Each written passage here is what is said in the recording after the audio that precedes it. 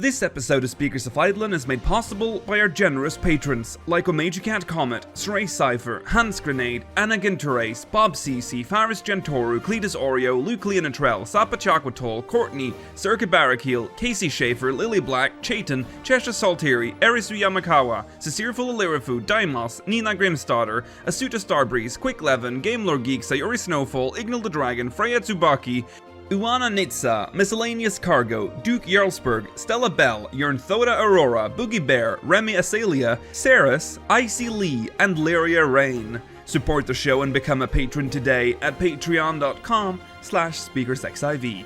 Thank you.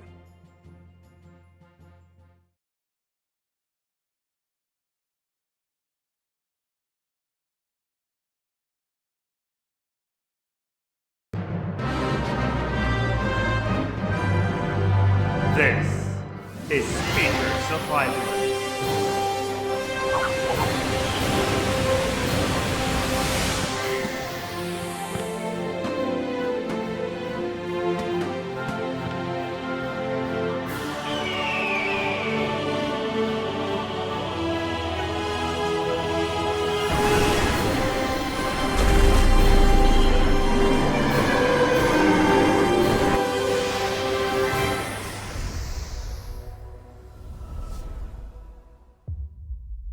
Good evening, Aorcians. Welcome to Speakers of Eidolon, episode 148. We're only 2 episodes away from 150. I'm Lukiel Bravestone, and I'm joined today by Rollo Des, Georgi Wiston, and Mel Avanatar.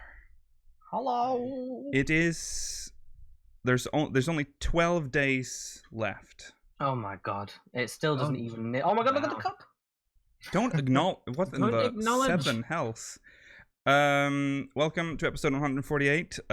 We have had quite the week. A lot of interviews, a lot of information, and a live letter. Oh, and also a launch trailer, which we unfortunately won't have time to cover. You can see our initial reactions on our YouTube channel, SpeakersXIV. No, youtube.com/SpeakersXIV.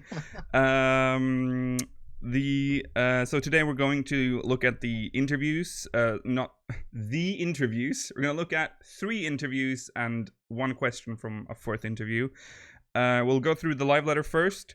I know that I love that Mogmail is still listed as a main topic. Unfortunately, I'm pretty sure we won't have time for Mogmail today either. Unfortunately, You should change it from a quest symbol to the mail symbol. Yes, but won't that clash with the aesthetic? Because we don't have... Yeah, if we can, I can make a custom one with like a letter instead of that. I'll figure that out one day. No post show today. This is an XL episode because of all the stuff that we have to cover. I hope you're ready for a long one. So first some channel updates. Fallen Rise is out for patrons right now, so that's a reminder to our patrons. Go check the Patreon page. There is a 9th episode of Fallen Rise. The public will have to wait until next week, but if we have time next week, we'll premiere it on the post show if there is a post show. So we'll have to wait and see. It depends on the amount of news we get that week. Something to keep you busy during the maintenance before Shadowbringers. Yeah. Right, let's jump into recent events. Only I could hear that. Only I could hear that. Okay. But that was great. That sounded great, guys. Let's do that again. Here is recent events. All right. It's very short, extremely short recent events, but a recent unofficial census by Lucky Bancho. That's fine. It seems we have passed 1 million active subscribers. That's pretty neat. That is very nice. Now, of course, this is an unofficial census, but we also heard from the live letter that 14 is at. Now, was it at the end of the live letter, I think, or at the beginning? they said that 14 had never had this many active subscribers before. This is a new high for the game, which is strange because we're not really... Shadowbringers isn't out yet. So... No, people are getting ready. Yeah. Well, you gotta get ready. Yeah, you do. I mean, they gave away Heavensward for free and everything. Yeah. Oh. Yeah, that's true. Yeah. So yeah, congratulations everyone. We are big boys now. 1 million. It's exciting at this point in the game's life that it's still like so Very active. Yeah. Yeah. Very strange. Maybe they'll finally start getting funded. Yeah. Okay. That's it for recent events. Just so you know, we've passed 1 million subscribers. Moving on. Let's go into the live letter, I guess. So what a day it was yesterday. Oh, it was, yeah. I had a slow burner. First of all, yes, slow burner, but we have to address what happened before. They did technical tests like 3 hours before the stream started, before the scheduled live letter. So we were like, wow, they're gonna be ready now. This is it. There's gonna be a perfect live letter. They were struggling with the audio a bit, and then their computers would crash every now and then. Oh god, yeah. But and then for me, while we were streaming, I just it'd been perfect. Well, it had been okay up until the live letter began. When the dungeon crawl video started, I just lost connection, and throughout the entire thing. So I think it was just a cursed day, and also. I know if you watched yesterday, you probably thought that the cut that suddenly happened while we were saying goodbye was like a joke, like a gag, making fun of the Square Enix stream.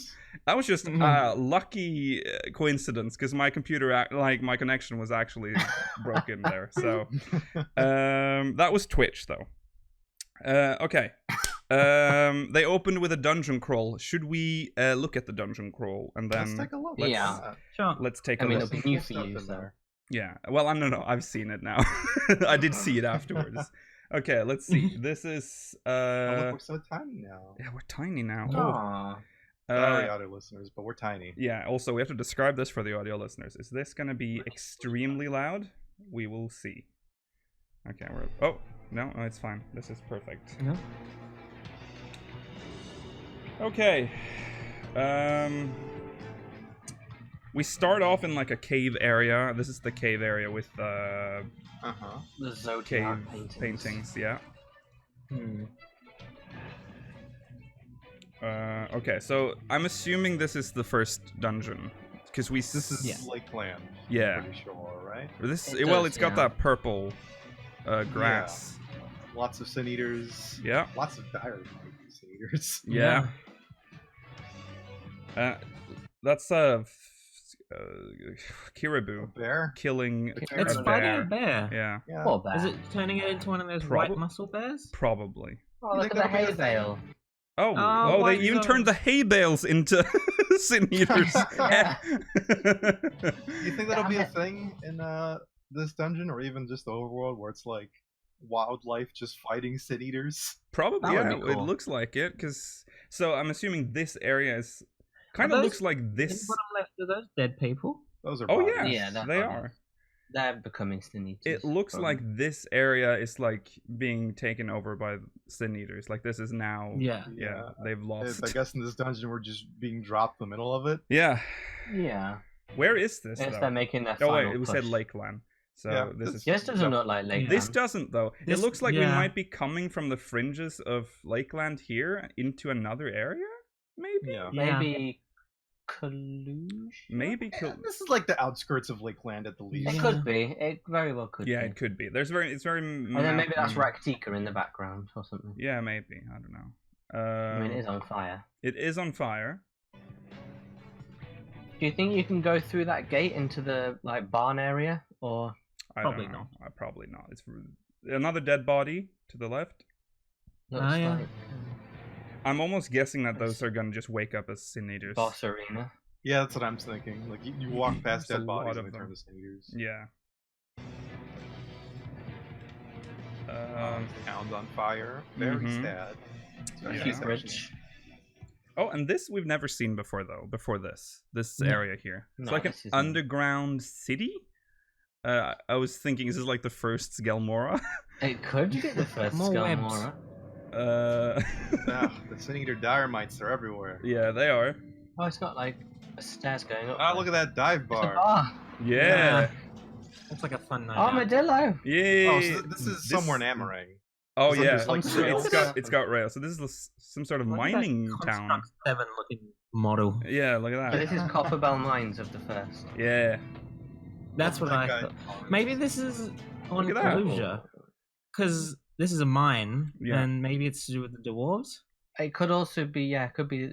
But it Ubermore. had the armadillos, so it makes me think Amarang. What is it? There's something. Do you see that That's sort of possible as well. crystal-looking thing there?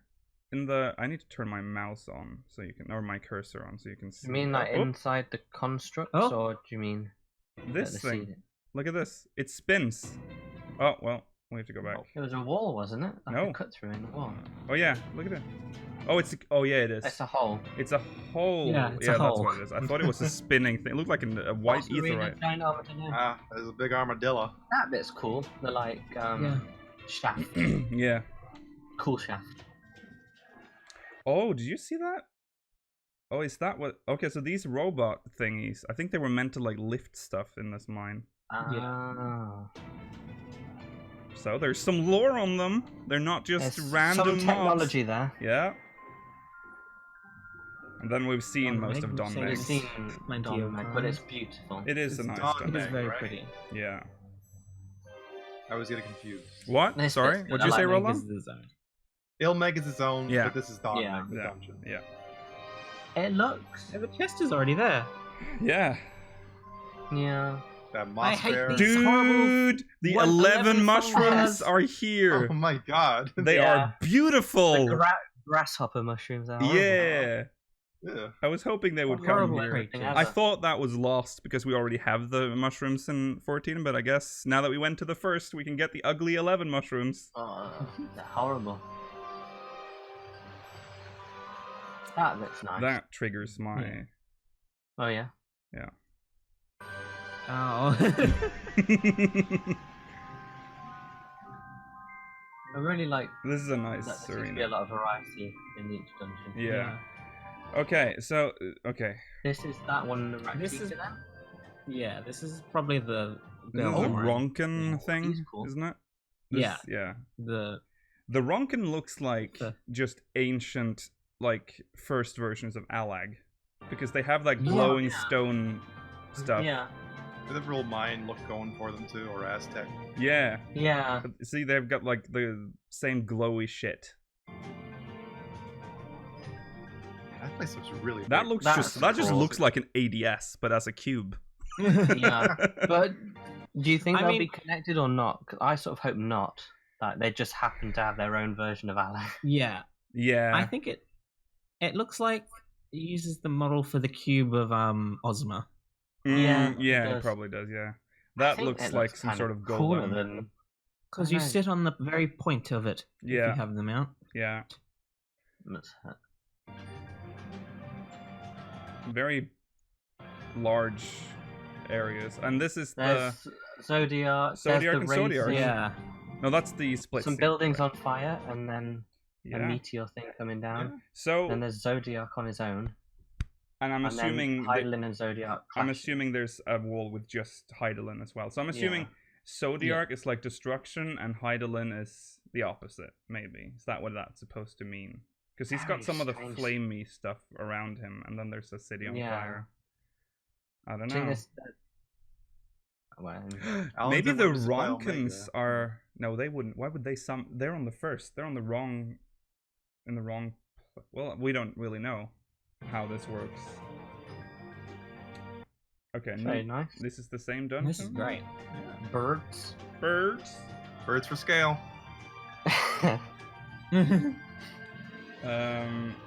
Right, I'm sorry, audio listeners. This part... we might just cut this out. This bit's but, cool. It's I mean-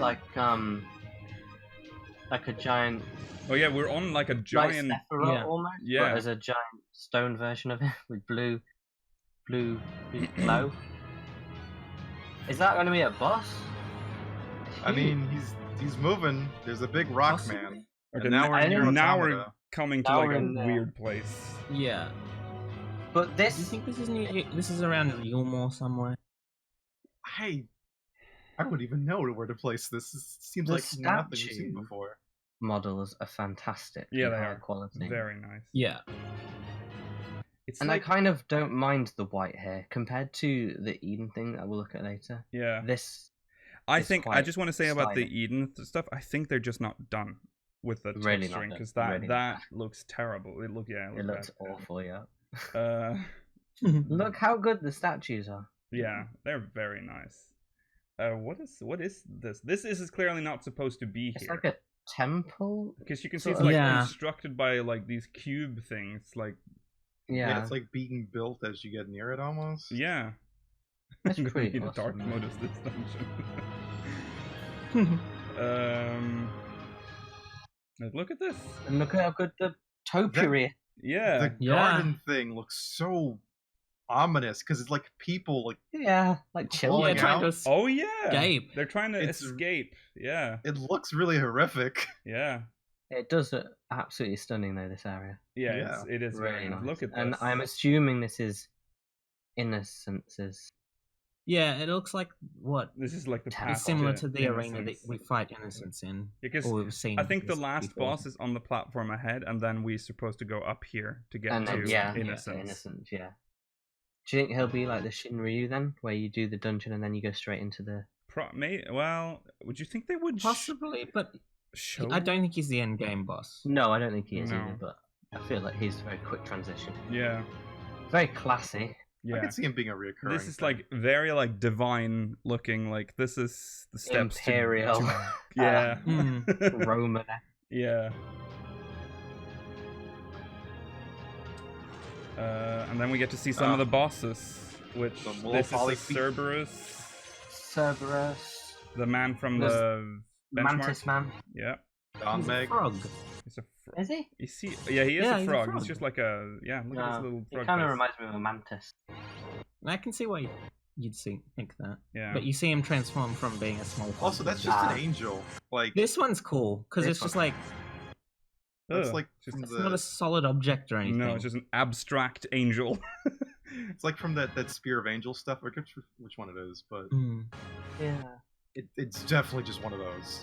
She's the last boss and of that then- man. She's cool. Mm. The last boss. No, yeah, surely this is to do with Yulmore because she looks like those women that are like petting the lions. The other She trailer. does. Yeah. I was thinking with Yulmore because in the trailer, they talk about how Yulmore has this deal with the Sin Eaters. I mean, they would have to have that deal. Must be with Innocence because Innocence almost seems like the Possibly, boss. Yeah. So that might be. Oh, and he's a boss. I thought that was just He's a horrible. overworld mob, but he's disgusting. They'll probably reuse that as a. He seems to be the Rank, first A rank. boss we'll face. First final boss we'll face. Yeah, And that's it. that's it. That's that's the walkthrough. Very nice. Yeah. Very exciting. Yes, and then right before the whole thing started, we got to see some artwork, which is very nice. It's Crystarium artwork. You Mm-hmm. can see Frey right there. And Frey is hidden Yeah. in there. If Doing some shopping, if getting you're- some groceries. yeah, if you're watching the Gonna make stream, you There's like a he's sub- close to the There's center a behind him. shopkeep who has a Be careful. summoner dong Yeah, serving Frey. yeah, Oh. yeah. Yeah, So that was cool. And that's then very nice artwork. yeah, Kind of looks like Tactics or something. yeah. They started the whole live letter by making a little correction. Apparently there was a misunderstanding about the charged actions. So when you wipe in Shadowbringers, all the charges are recharged, so you don't have to like wait for Yeah, that that to makes happen. sense. Yeah, but apparently Yeah. there was a bit of a misunderstanding there. And I don't know why people No. expected otherwise. no, No, because they spent so long getting rid of that cooldown thing. Yeah. Now they added it back in. Yeah. And then they started by talking about Titania or Titania, as the translator lady I kept wanna It's say saying. an American Titania. pronunciation, apparently. I've always said Titania myself. Yeah, Titania sounds more correct to me, but okay. Well, Hey. I think the official speaker's pronunciation is going to be Titania. Until we hear it in game and yeah. everyone pronounces it Titania. Yeah. Yeah, then we'll have to change. Well, then we'll have whatever. to change. Yeah. The fight itself is called the Dancing Plague, not the Dancing Plaque. I thought it was a dentist dungeon, but it's not. Yeah, no, it Brush is your not. teeth, kids. Yeah. They showed the arena, which was a. I mean, It's a square. It's a square. I know. Yes. With a Which circle inside. With And yeah, another circle. yes, And then a diamond. And a circle inside that again. So there Many shapes. with a circle in it. No, you can roll off that nose. Oh yeah, They they did yeah. say that it's going to be quite dynamic, so the arena might change. Yeah. So there could be a chance that something causes you to fall. The example they gave was that the middle circle disappears. Yeah. That is possible. But- They talked about the railings that they might disappear. Yeah. So I don't know. This has a really nice background to the arena that obviously you can't go to, which is a shame, but it looks fantastic. It's like in a cathedral Yeah. style castle. It's really nice. Very nice. You guys like the music that they played? It was kind of hard to hear, but Oh, that was a big issue. Remember the fucking 3 hours Yeah. of technical tests? The in-game audio was too loud. I've never struggled so tired me much out. to listen to what they were saying. They were just noise. But the music is very nice there.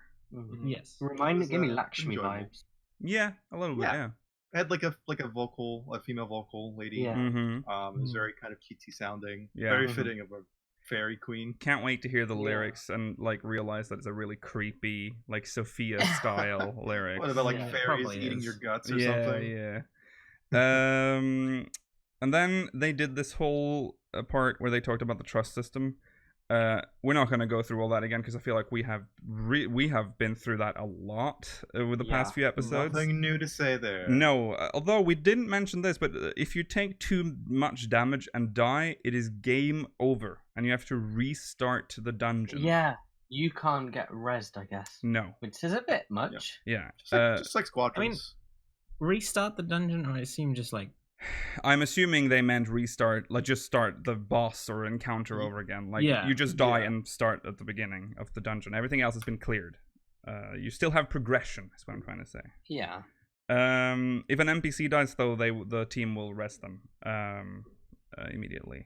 We also saw the jobs that they had from the trust screen. As we know, Yorianje is an astrologian, and Thancred is a gunbreaker, but Minfilia is an oracle of light, aka a rogue. Who gave the Oracle of Light knives? Who gave this kid knives? Oh, an Alphino. it's probably Thancred. Yeah. Two of them. Academician. Academician. Very horrible. Alphino. to pronounce. He is not a scholar. He's an academician. There you go. That's their Like official. an academic, but Isian at the end instead for some reason. Yeah. I want to be an academician. Yeah, that is the Yeah. thing Wanna be an that macadamia? everyone. Macadamia nut. Yeah. Okay. What am I doing? Oh, I forgot the first line. They've added. So they crafting and gathering. They moved on after that. We're just skipping all of that trust stuff because we've already been through it. This is very long. It's like 30 minutes of just stuff we've already saw Yeah. in the media Yeah. tour. Yeah. Nothing Yeah. to that. With awful audio. So changes to crafters and gatherers. We start with gatherers first. They've now added the times when nodes spawn in the gathering log, and you can Finally. you can add them to the alarm, in-game alarm. So it'll ding. You don't have to like remember the times and like create the macro Yeah. and all that shit that you have. Alarm, by the way, why is it the way it is? Why have they not made a UI for it? It is incredibly annoying. One day. Yeah, but you now do have at least. To gather it once first to unlock the time. Yeah. But then it stays in the log forever, which is brilliant. Yeah, that's nice. I like how they design things poorly, and then they have to add things into other systems so that it's better. Yes. So that's good. The times will be in Eorzean time forever. It doesn't matter where you are. It makes more sense that the time is the same in Norvrand because it's Eorzea, basically. I realized that they would never do time zones, and I'm very thankful, by the way, they didn't do that when they when they introduced Authard, and it ran on the same time as Eorzean time. So can you imagine? Yeah, no thanks. Rollo, you're muted. But he's not. What? Rollo, I can't. He's not muted on Discord. I can't hear him. Can you? No. Okay. Okay, Rollo will be right back. Just give him a minute. Okay. Yeah. Hello? Is that better? Yes, there you are. Okay. Yeah. Sorry, I don't know what happened there. What were you saying, Rollo? We were talking about time zones. They didn't. Just pretend that Adoma and Aldernard and all that stuff, it's so big, it's just one time zone. Yeah, the world is that big. Island is just that big. Massive. Yeah. No wonder it took them so long to find the new world. Yeah. So that's nice. They added new tackles for fishing. This was really good for fishers. Since there's so many to keep track of in A Realm Reborn, or 2.0 areas, they will now use a universal bait. That's so convenient. I guess that's fine, but it also... I don't quite know what that means still, but my understanding was that you only needed one type of bait for freshwater and saltwater fishing rather than different types. Yes. Yeah. This just for A Realm Reborn right now. Yeah, only for A Realm Reborn. Boily. Yeah, boily. That's what they were called. Yeah. Boilies. I don't know, it kind of feels a little dumbing down. But then again, the inventory's so bad that it needs to happen. Yeah. I mean, it's nice though, because it's for an older area. So, yeah, I guess. It'd be fine with Heavensward too. Yeah. But it's keeping it, the unique bait for, Stormblood, and obviously the Shadowbringers would be. Yeah. I think that would be a good system. Having all the bait from 2.0 back then, still annoying that it wasn't as bad. But now that you need all that bait, or currently you need all that bait and all the bait from Heavensward and Stormblood, that's when it got too problematic. Yeah. It is interesting that they, instead of giving us this fucking tackle box, they just did this instead. But I mean, it's a decent solution, sort of, to their problem. I guess. They don't want to... There's a premium on storage, and they aren't designing a specific one for one class. Yeah, do it for Heavensward too. It'd be perfect. If they just been like a currency box, though. It could have. Well, I don't know. And then that's just tallies them up. Spaghetti. Remember, spaghetti. Very Italian programmers. Yeah. They made it so that regional folklore tomes will be easier to obtain. They didn't really tell. What does that mean? I'm assuming lower the cost. Yeah. Increase the cost. Yeah. Yeah. I'm assuming. And does that mean only the old ones? Yeah, assumedly. Yes, because they're basically just making old content easier to get now. Yeah, they're an absolute nightmare to get. They are annoying. Horrible. To get. Yeah. Really horrible. And then they moved on to crafters. So crafters, of course, will get new actions. Yay, more hotbar bloat. But Steady Hand 2 and Baragod's Blessing will now be added to all crafting classes.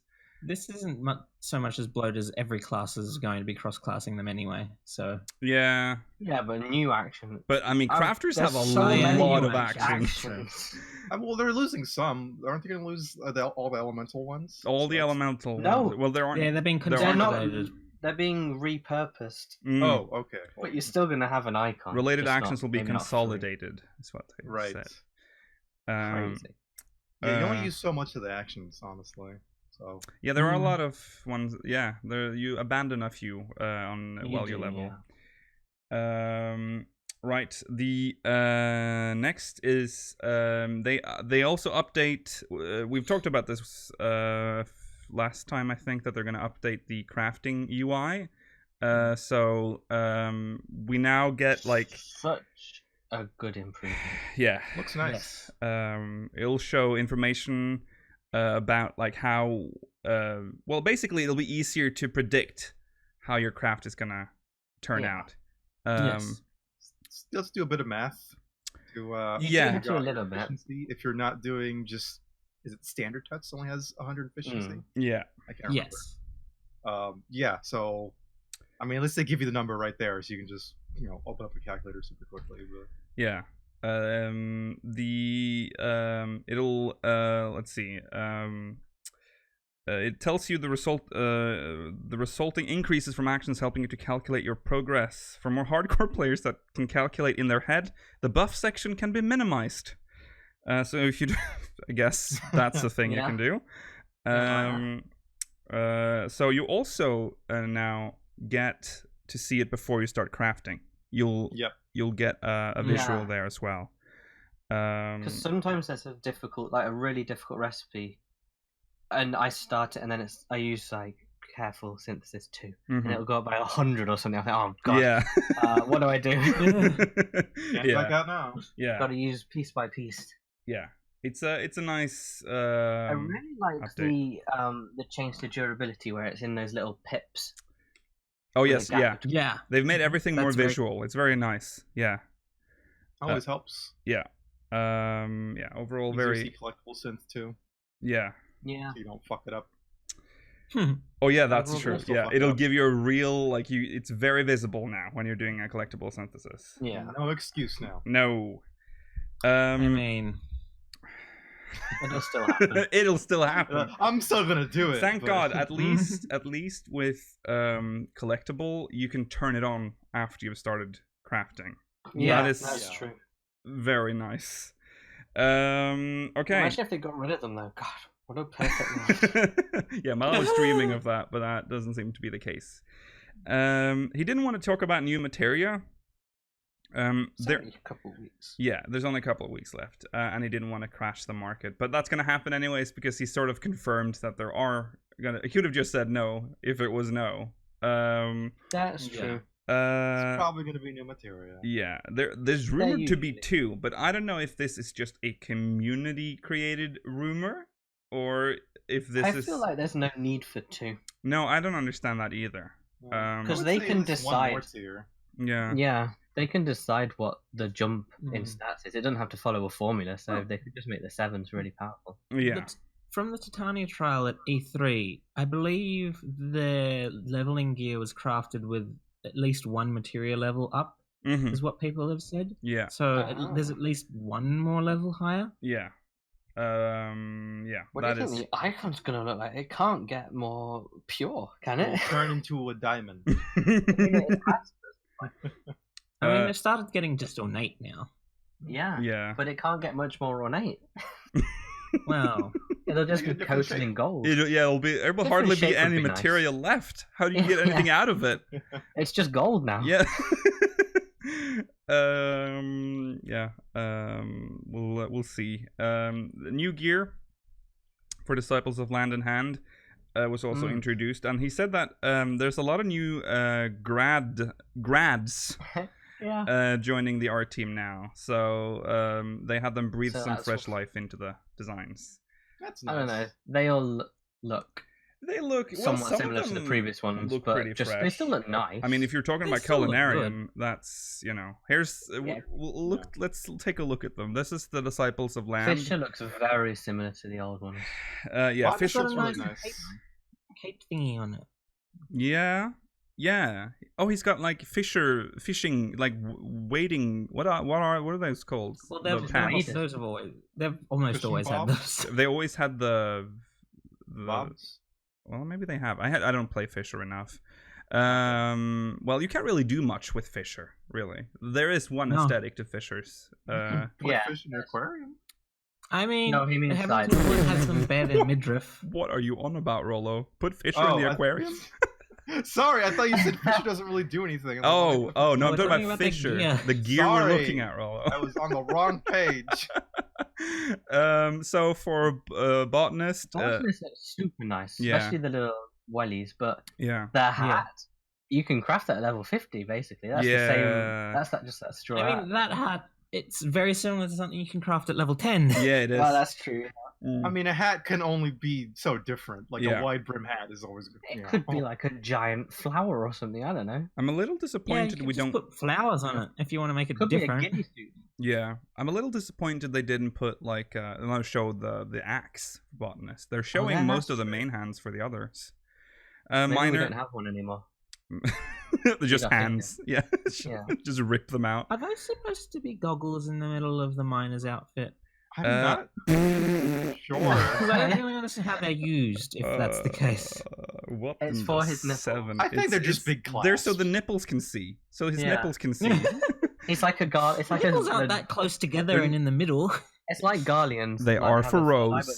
Those They are have two. those. That's the correct nipple placement for rows. You don't have to All follow of your these- human All standards. of these outfits have sort of like folded, not worn properly parts to it. Yeah, like they- this guy's Yeah. got the I the kinda jacket like that that's though. like down. That's Oh, more yeah. realistic It's got- though, because usually Yeah, because you're hot and sweaty. yeah, out you're there. working in the fields. You don't really. Yeah. Yeah. The overalls, one of them just slips off. You're like, well, Yeah. yeah, my tits out. Yeah. Yeah. I love his little. He's got a little torch or a flashlight on his harness. Yeah, I hope there. you can turn that on. Yeah. And it I has wonder if real these- time lighting. Because these look, the Okay. design of the main arms look interesting. Maybe they're made by the dwarves. Ooh, maybe. Maybe. Yeah. Especially that pickaxe. Yeah, that pickaxe Yeah. is nice, by the way. It looks like Looks like a scythe. it looks like a scythe, and it I can't talk. Looks like I can't it's pick up. made of the same material as the katana is, which is made of stone. Hmm. A stone pickaxe, everyone, for a Stone miner. pickaxe, there you go. Minecraft. That just after wood. Yep, next year. Okay, so for crafters, Okay, so come on now. Armor. Blacksmith and tits armorer out for following the same armorer. thing. Uh, They've So swapped. that They've swapped. armor and blacksmith have swapped because Yeah. blacksmith used to be the one that had more Blacksmith used skin. to- that's Yeah. true. Yes. Armors are the thoughts now. Yeah. Yeah. It's the armor's time to shine. I do like the look of their gear though. Look how Yeah. thick the belts are on the blacksmith. That is a fat belt. Oh, that is a fat ass belt. Yeah, very limp. Yeah, Mm. very limp belt. Yeah. The carpenter looks kind of meh, but The it's carpenter's got- it's got a nice little Yeah. apron. Yeah. I don't really see much on the carpenter that identifies it as a carpenter. No, Apart from like the, is that like a little tool it's belt like on the? yeah, it looks front? like some tools are like sticking out of the pocket on the left side Okay. there. But But those yeah, boots, very very nice. yeah, A shame they'll only be for disciples of the Yeah. hand. I Yeah. know. Yeah. Sometimes laminate they get anything really else. nice. Okay. Okay, now we got to ignore the weaver for a second. Okay, let's Alright. start with Leatherworker and I'll his try. penis. Sorry, it looks like it. Yeah. It is undeniable that at first glance that belt is a little unfortunate. But At least he made all of his own gear. that's true. He Yeah, did. that's what I like about the leatherworker is that everything is seemingly made by the class. Yeah. Mm. But so And he's The got belt a little is just the feather in. unfortunate part. yeah. So does Weaver. though. Similarly, the weaver. Yeah. Yeah. Yeah, Which is, Weaver again, always good. makes He's its own gear. fabulous. He's very classy. Yeah. Yeah. Very classy. Yeah. How dapper. And you can see his weapon. Just Yeah, you can actually. is that what is it on the front this time? Then? Yeah, I want to know what the Friggin' picture is on the. I It can't. looks I feel like an we've had a Apkalu second or one whatever. before. Oh, an I Apkalu. always like have different. I can't little really tell animals. what it is. Yeah. It's cute. Yeah. Goldsmith.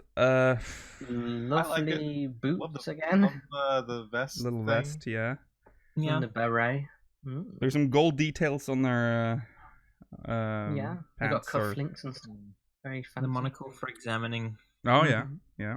Precious quality. gemstones. And the last two is Culinarian, which I really Spriggan. there's a Spriggan. but it's basically the same outfit. It's just like slightly. The hat's got a bit taller, maybe. The pan is the best part of this this render. That's probably why they added it. I will always love the tall chef's hat. It is just it is. Yeah, that I is can wear a nice. chef's hat. Yeah. The change this time is there's no trousers, but obviously you can't see that because the apron goes over. Yeah. But if you turn the Lalafell around, Yeah.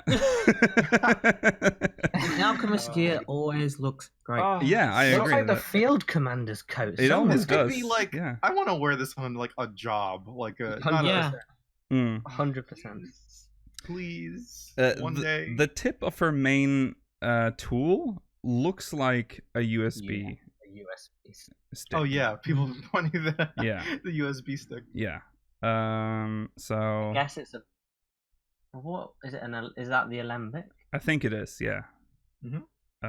So that one looks pretty nice though. It's not got, very like, some... round for an alembic, but No, it looks very No. 2D. I don't know what's Yeah, it happening does. there, Yeah. but that's the new outfits for Okay. Raptors. That's Chat very is saying nice. that Stormblood Alchemist's gear looks bad. I never got the individual one. For I can't Alchemist remember the and Stormblood. Alchemist. I can't remember Well, what I that like the base outfit. Oh, is that the one where you look for, dummy thick? Where you look like a massive balloon of a man? Yeah, it's the balloon. Oh, I like that is that one. horrible. I don't remember this one. Dude, Look it I up. was so look disappointed it up when as I well. got I it. don't I remember look it at all. I look like that dude from Yulemore. Like little fatty man. It Yeah. was like that black. You looked like a coat. cauldron, a wandering But cauldron. you did look like a cauldron. It was okay. No, it was not okay. Alchemist It would be nice. always had the best looking outfits. And then I'm like, oh, I can't wait. What does Alchemist look like in Stormblood? I'm like, hey, you look pregnant now. You look like a fat fuck. Ta-da! Alchemist gear, fat fuck. Fat fuck. I The can't fat fuck find it, gear. it's hard. That's fine. Maybe they'll make the older crafting. It's gear like as a Cauldron glass set Master now. or something, Rollo. Gear is called, I think. Cauldron Yeah, Master? Cauldron Okay, hold on. Masters. Right. So yeah, redemption, I guess, for Alchemists. Oh, Yeah, there you go, yeah, Rollo. that's Yeah. Very very bulky. Okay, and then they moved on to system updates, and they introduced the new tomestones. Ladies and gentlemen, how do we pronounce the first one? Goetia. Goetia? Is that Goetia. Goetia? No, Goetia. It's And Gosha. then How was it the pronounced woman on the was- stream. The lady. Goetia or something. It's Goetia. Oh yeah, it was Goetia. Sorry, that's how they pronounced it. Yeah, Goetia. yeah, Goetia. I don't think she's seen the word before. It's Goetia. Goetia? Yeah, I don't think she's aware of how Goetia is actually pronounced. Goetia.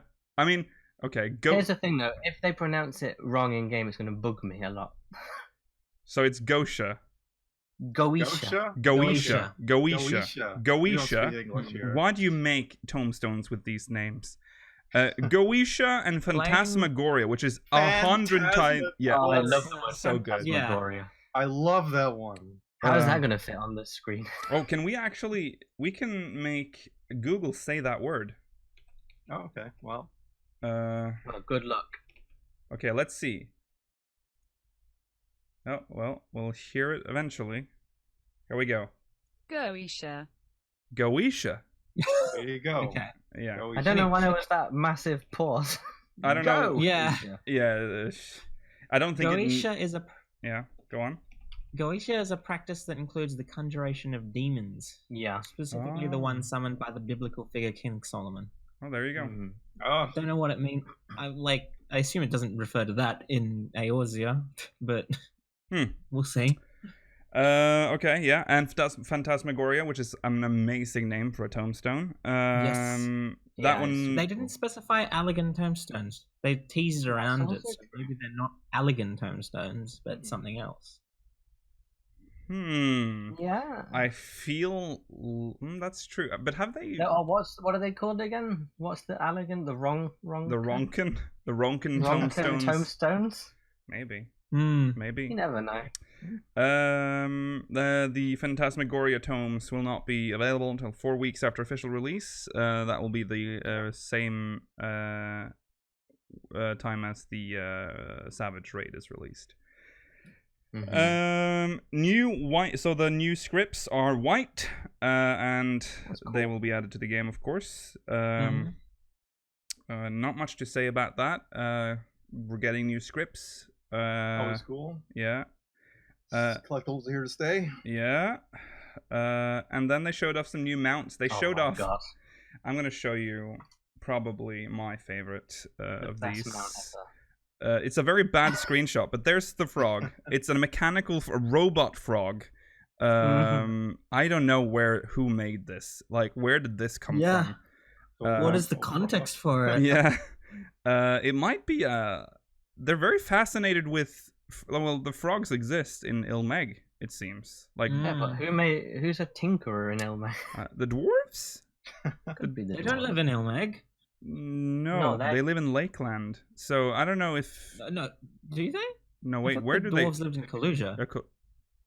Kalusia is where they live. Wait, there is a tiny village in Ilmeg with like little mushroom houses. I don't know if that might be the fairies. I thought those were the or the pixies. What are those? Fae. The Nomu is what it is. Yeah, the Nomu. Could the Nomu have made this? I don't know. No. I don't know. It's nice anyways. It could just be like a Runken device as well. Like it looks old That's and true. Weird. But they also showed off Could this. come from like that. that that is mine full of the robots. This is a terrible screenshot. But they showed off a saber-tooth tiger gunbreaker mount. That is confirmed now. And they also announced that all mounts can now fly. So all they have to do is just will it. If they believe hard enough, they can fly. Have to change that Elbst lore now, because they can swim too now. So the hover text mentioned dwarves. Okay, that's interesting. Okay, right. So, well, there you go. They love robot. Because I can't frogs. imagine okay.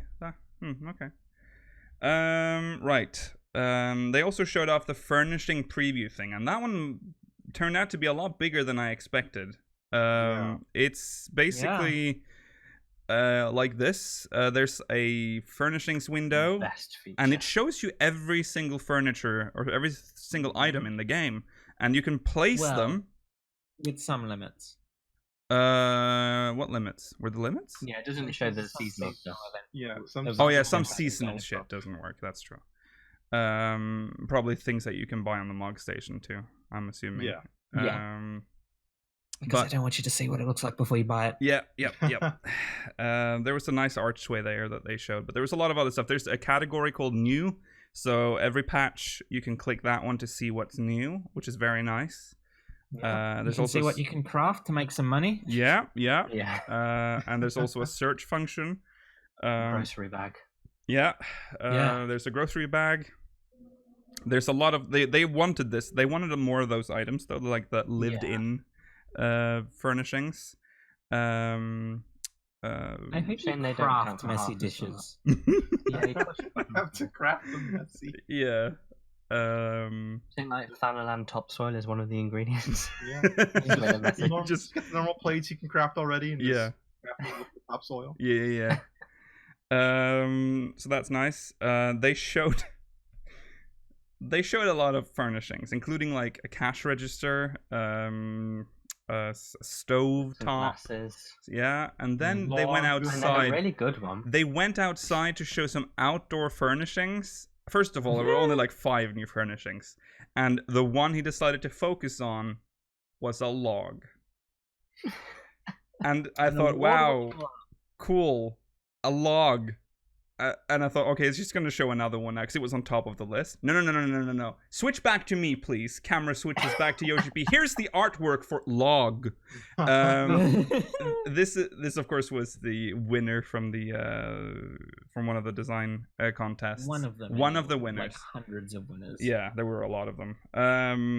That was interesting. You can sit on the log. Just imagine if they looked at all of the designs and they decided this log, this is the one. Yeah, this is the one. I never thought of this before. I thought we already had a log, but maybe we don't. We have a lot of stumps. I think we do. We do have the stumps. Yeah, lots of stumps. Thank you. You can sit on the log. You can sit on the log. Yes. Important. Yeah, you can sit on the log. Then they showed off some new dungeon gear. We're not going to show all the gear here, but there's they showed some Runken gear. One of them I'll show here. It's the healer outfit, which looks very nice. I love that he's showing pictures like this. Like he has a PowerPoint. Why isn't there a slide for it? I don't get it. I this is just the aesthetic. This is just the live letter aesthetic. What? This has better memes because you can. Oh, there are already loads of memes. Yeah. And then they showed off some glamour gear. I found this to be funny. This is why I brought this up, because this one, you know, it shows a little bit of skin, a little bit. But he was like, we've added an op. I'm a 40-year-old something man. If you want to cover up, you can wear a shirt. There's a version with a shirt. This is nothing compared to all the female gear. Where are those options? Huh? I mean, this one is like, is you know. What is this? How do you? Suggestive for some of the male outfits, we got to say at least. Yeah, but 90% of the female gear is a lot of what the women outfits are. Rolla, what are you saying? They removed a part of the dragoon gear so we can look at her fucking stomach. I'm just saying for dudes. I like the outfit, by the way. Yeah. Very himbo. Very himbo. Very himbo. There's a clothed version though with a little shirt. Don't worry. Best part though is the frog outfit. Yeah, boy. You have ruined this game, Yoshi-P. Everyone's gonna walk around in this fucking gear. We already have people walking around as piggies. Yeah, that's true. No, not a lot though. But now we're gonna have fucking piggies and frogs. But they're gonna ride. They're gonna ride the frog mount and the fucking spinning turtle. We've lost. I'm gonna use those boots though. Just giant boots. Oh, those are cool boots. Like proper adventurer boots. It is funny though. I like that. Outfit. They also showed Omega M and F minions. They're also being added, and you can acquire them in game. They're not Mogmail exclusive items. Mog Station. Then they talked a little bit about hunts. Centurio Seal's limit has been raised from 1,000 to 4,000.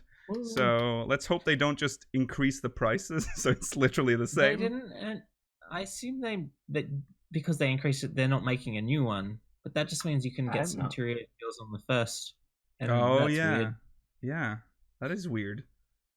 Well, they didn't announce any new Centurio. Well, maybe they will. We'll wait. We'll have to wait and see. They raised the cap for Centurio Seals and then just give you another 1,000. Yeah. Hunts, they will now be easier to find. So the direction and status of a rank B mark will be displayed when nearby. So it'll be like text on screen. Very nice. Yeah. It only you can only see it when you have B rank Bill.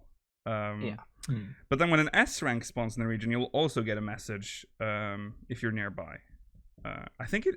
So from what I gathered, does it display to everyone in the zone when it spawns, and then another text when you're nearby, or?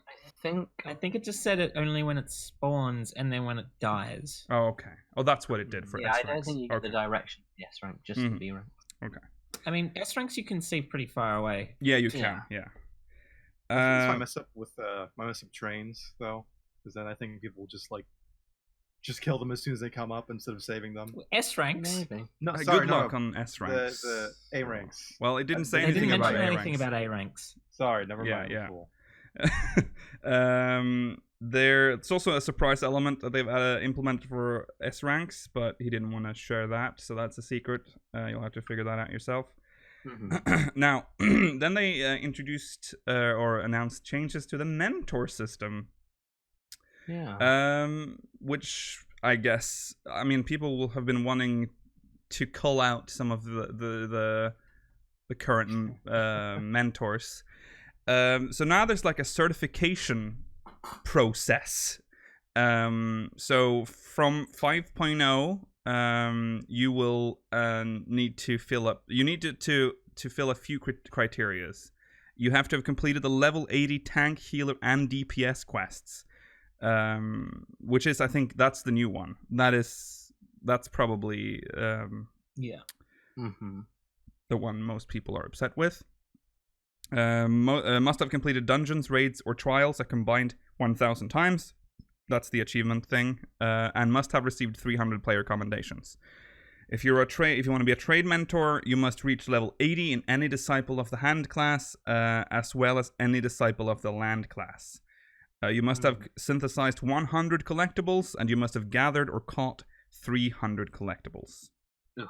Those are both very low numbers. Yeah. You can get that in a week, probably. Well, at least for I mean, crafting. I don't want to make that many in a week, but eventually you'll make it in like a month, probably. Yeah.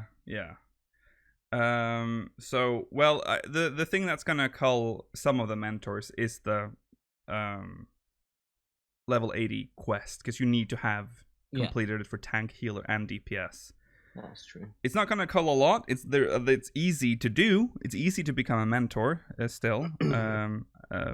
Did you notice that he put the DPS as physical or magical? So ranged will probably get the physical. So there's one just for casters. Yeah. What? Yeah. Oh yeah. Yeah, that's true. It doesn't. But yeah, there's no difference between range physical and melee physical. Yeah. Well, we kind of already knew that because they said there were only 4 role quests. Yeah, but we thought maybe one would be ranged and one would be melee, but. Oh right. Yes. Based on damage type rather than. Yeah, that's true. That's true. Mm. Right. Yeah. So that's new. You will be grandfathered in if you're already a mentor, but you have to fill these requirements before 5.1. If you do not recertify within 5.1, you will lose your mentor status. And this is like for every patch, it seems. You have to certify. Oh, I hope so. So, yeah, it's like a license that you need to renew every patch. License. and from how I understood it, you have to get a new license before the next patch. So you will have to. So if you don't certify in 5.1, you won't be a mentor in 5.2. Yeah. Yeah. So it's a little stricter. I think a lot of people wanted that. So okay. what? No, yeah, I don't think you need to do that. I think you just need to do it by 5.1, and then you'll keep it from then on. From then on? It's just a way to get rid. Yeah. Oh, okay. I thought. Okay. I could have sworn. Well, it's still going to get rid of a lot of people who just can't be bothered to recertify. Okay. Maybe. I thought they said recertify, but for every. Maybe they didn't. I wish they did that though, because a lot of people wouldn't bother. A lot of people wouldn't bother then. A lot of people that shouldn't be mentors. I mean. Yeah. What am I gonna do without mentor chat or novice chat? Come on. Yeah. I mean, what would recertification require every patch? You just apply for mentor. To the NPC? Yeah, I'm assuming. Yeah. Okay. You have to have done all the dungeons. Yeah. Okay.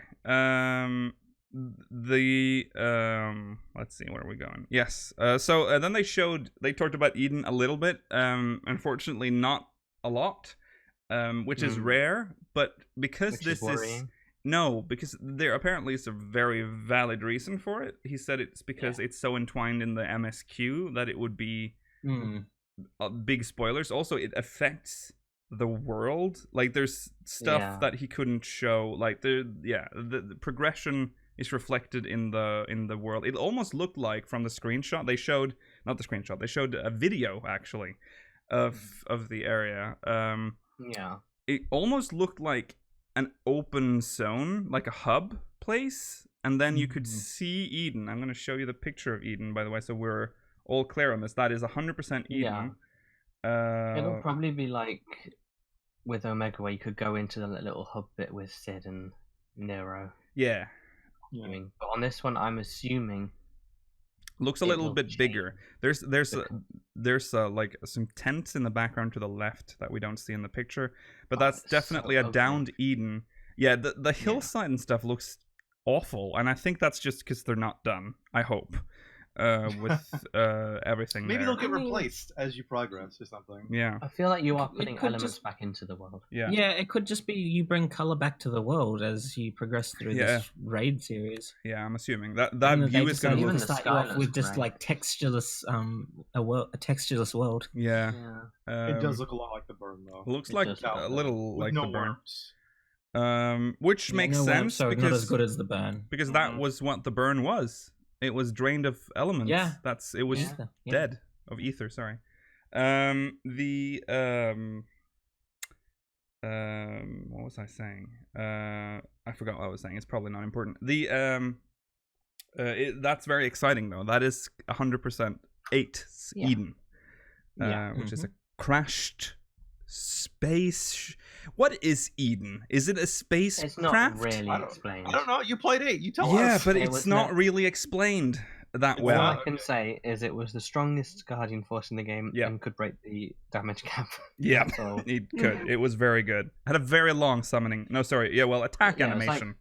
3 minutes. Yeah, something like that. Yeah, it's like a spaceship thing. Yeah, that's what it is. It's a thing. And I'm assuming that what. So do you think it'll wake up in the beginning?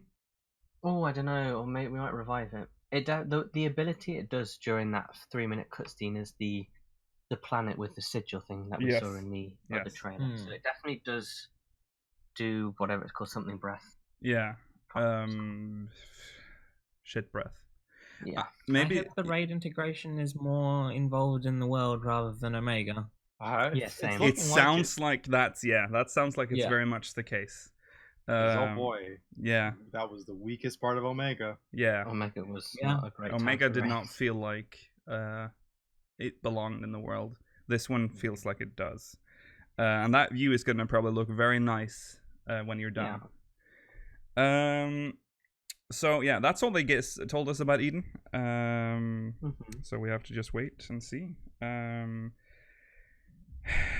So then they show some character profiles. We don't have time to go through them all. So the only one I've brought out is the Crystal Exarch.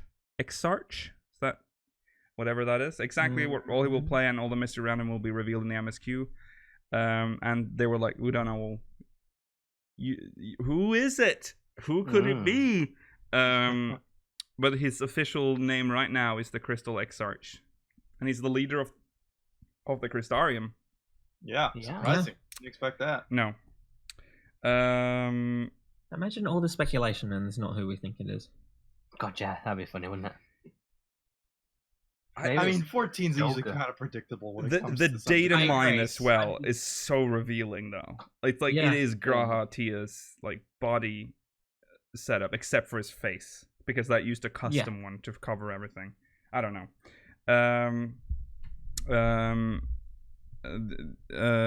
The age is silent in Exarch. Is that what it is? It The could be Crystal Exarch. Yeah, Okay. that makes sense. They also showed the name of Fatty and the guy, old man in the tower.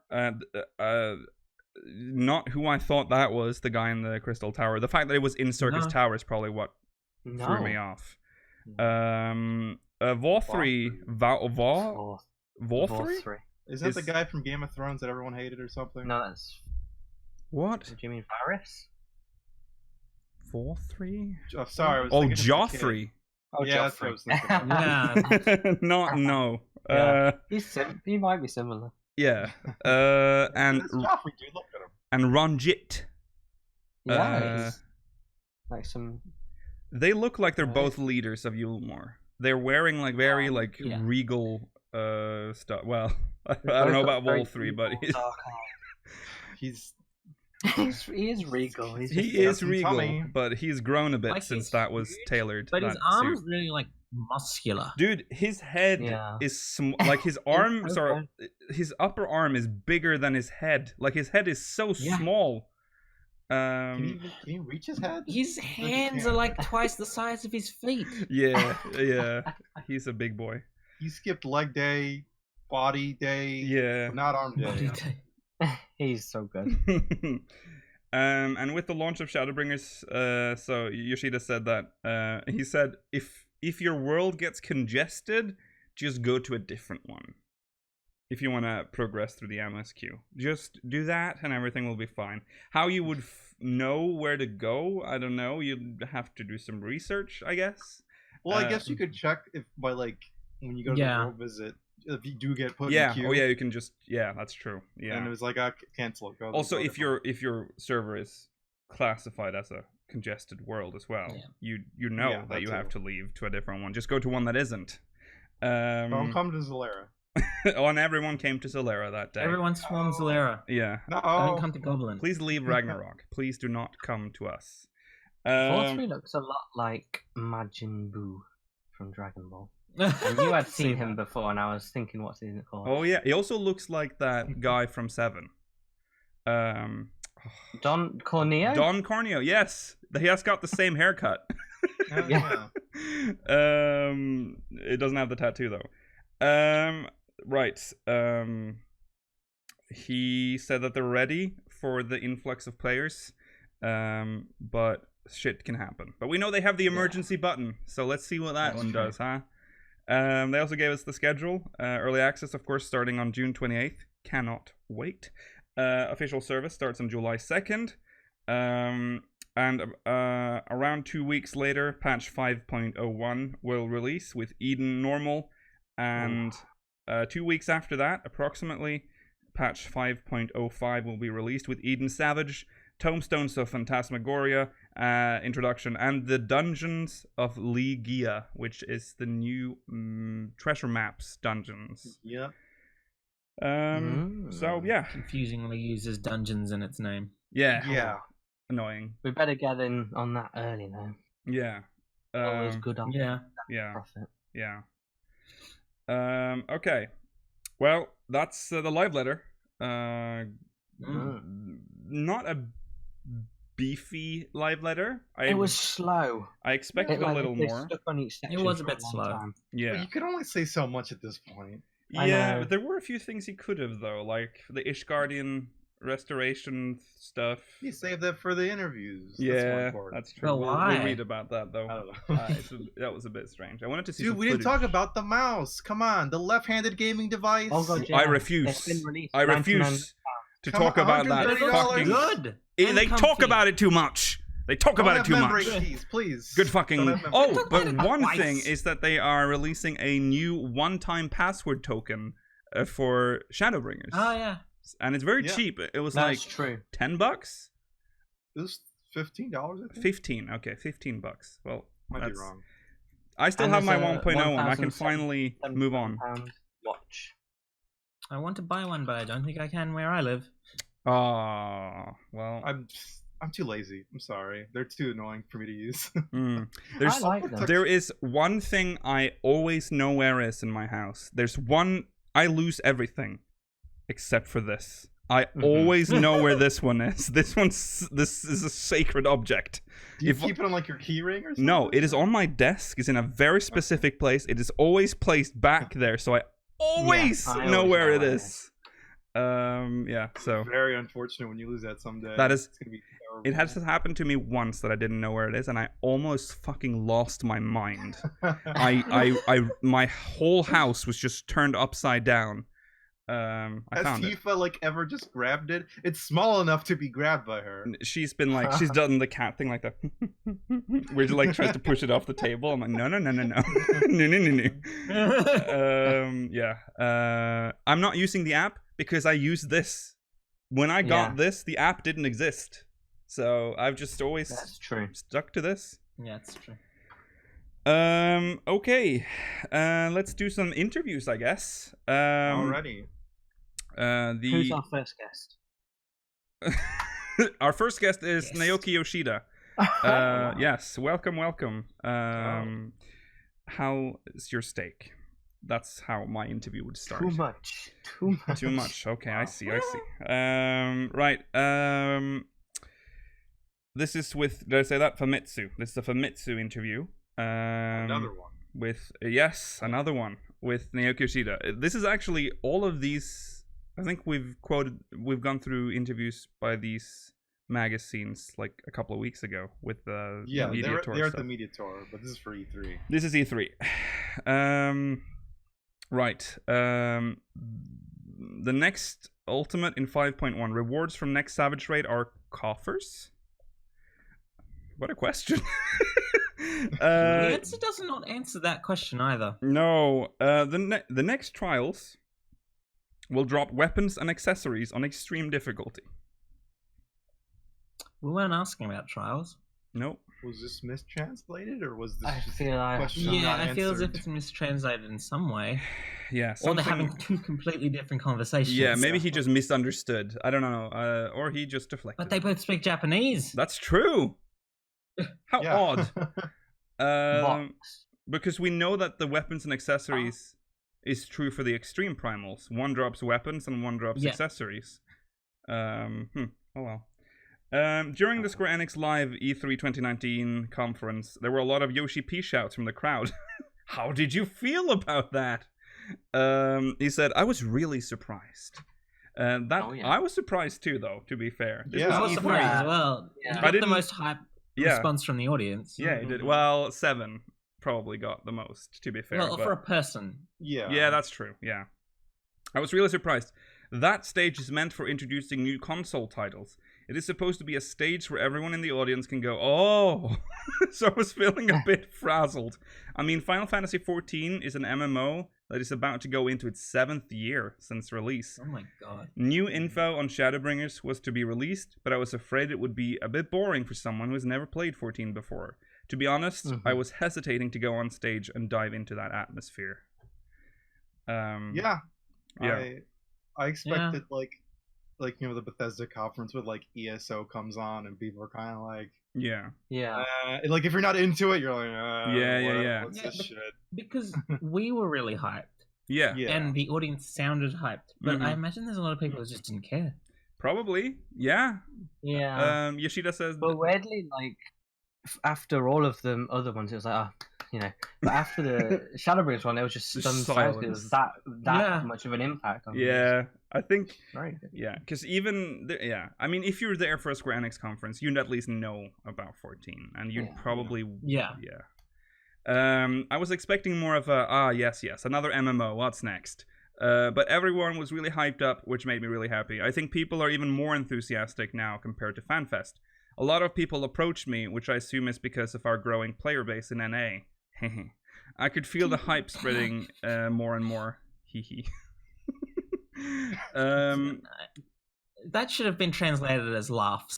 It should have. Looking at the Japanese. Yeah. It should have translated. Yeah. Just someone adding flavor to their translation. Yeah. Laughs like schoolgirl. Yeah. They talk a little bit more about that. It's not kind of pointless. There were a lot of new titles announced at E3. Which ones are you excited about? She says, this is something I get asked every year. But I don't have much time to leave the interview room. I was invited to the booth of Cyberpunk 2077, and they told me, you can come whenever it fits your schedule. But I just couldn't find the time. Hoping I get another opportunity to take a look at it. Besides, I really wanted to try Call of Duty Modern Warfare. No! He's But just surprising. it seems like I have to content myself with the information on the internet. Our company is releasing Marvel's Avengers. I am excited about this one, but haven't had the time to look at it yet. I feel like he had to say the last one. It's like a contractual. Yeah, I'm going to skip ahead a bit. On the main topic now. In about 2 weeks, the early access for Shadowbringers will start. I assume you are in the final stages of doing adjustments. Please give us an insight. Yoshida says, we are done with the adjustments. All my feedback has been implemented, and I finished the final check before coming to E3 2019. Excellent. So it's all perfect. It is done. It is ready. So the game is perfect, they ask? There is no perfect for a game. Then he laughs. That's correct. We have done everything we could. Correct. Yeah, we have done everything we could do for the release date. Now we're just fixing bugs. I checked earlier and we have fixed most of them, so I expect a clean launch as planned. Oh. Okay, we'll see. To be fair, there usually aren't that many game-breaking bugs. No. Well, no. Stormblood had that very dangerous Susanoo bug. Occasionally, but they're usually pretty quick about ironing them out. Yeah. Let me ask about the schedule after the official release, 2nd of July. After the release of Shadowbringers, I expect there will be a normal difficulty rate and Tomes tokens with a weekly cap. Will those be at the same pace as last time? We kind of know that now. No. So we don't have to read that. Okay. During E3, we were able to fight Titania. Please tell us more about the concept and the mechanics of the fight. Yoshida says, Titania is a huge part of the MSQ, so I can't talk about it too much. Titania is the ruler of the pixies, so a lot of different souls/spirits will follow her into battle. That's the rough concept of the fight. The first impression I had when I checked the fight was, is this an ultimate? So we were struggling to find the right difficulty. Yeah. Wow. We have, I mean, the reports from E3 was that it was a little difficult. For a normal fight. 30%. Even though this is an E3 audience, so we have to keep that in mind, but still. There was a 30% clear rate. On the normal. Imagine bringing the extreme to it. Yeah. They might tweak that, though, before release, maybe. I don't know. I was checking onto some of the challengers here. They seem to have a tough time with the fight. Ishida says, I think we made it rather lenient. Oh, shade. Probably because you were level 73 during the fight and the skill rotation changed, people are having trouble with the DPS checks. If not everyone is an experienced Final Fantasy XIV player, that check might be a bit hard. Success rate doesn't seem to be that high right now. Here it is. I believe it's about 20 to 30%. I mean, yeah, it's your average journalists and people who are just there to check everything Open to out. the public. What are you talking about? It's your average Joe. Okay. Yeah, I mean, there's a lot of average Joes in there that will pull that percentage down. And even if there's like experienced players, you can't necessarily clear something if half your party is people that haven't played the game. Yeah. Joe. And then also you have to learn a new rotation. Yeah. Like at level 73, which isn't the full rotation either. So there's like a game journalist. Have to learn a new rotation roller. Yeah. You're lucky. You're one of the lucky ones. Then they ask, are we even fighting primals in the first? Yoshida says that's a spoiler, so I can't comment on that. And it says, I understand. Will there be a hard and extreme mode like we've had so far, and we'll both have a first and second phase? Yoshida says, one of the fights will follow that pattern. The other one's a bit different. We don't have a rule guideline of having to have a first and second phase when creating these fights. New staff will start by creating dungeon bosses, and we put those that show a good sense of fast progress in their development on primal fights. Okay.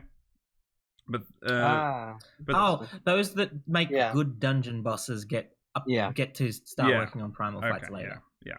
So the dungeon staff is just made up of regen. But they seem to I look think the dungeon staff is like new people, and then they get brought up if they. Well, they can't have that big a churn.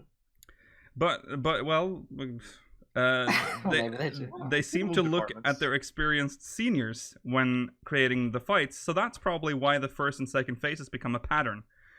On the other hand, when a veteran is in charge, we have opinions that say splitting a fight into first and second phase just adds a redundant transition. In any case, one will follow the pattern you are used to, and the other will be a bit of a curveball. Variety's nice. That is nice. Will the rewards be the same as so far? Yoshida says, yes. On extreme difficulty, one boss will drop a weapon and the other will drop accessories. The same answer you gave earlier on a question not related to that. Okay, this is more on the Eden stuff, about the MSQ tie-in. Please tell us more about the concept behind the Eden Raid. Yoshida says that the story will be tied to the MSQ to some degree. So in that sense, it is close to what the Binding Coil of Bahamut was. You have to clear the main scenario first to be able to challenge the Eden Raid content, but it will go into the unfolding story for the first, so there is a stronger relation between the MSQ and the Eden Raid. We do have 2 difficulties again, so we thought we might tie it closer to the main story this time. It makes sense. Yeah. Now that we have a normal mode.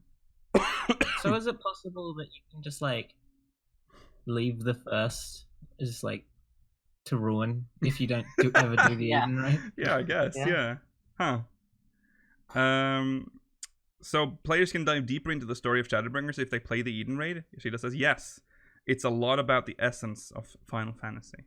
So you keep saying this, and I don't know what it means. Yeah.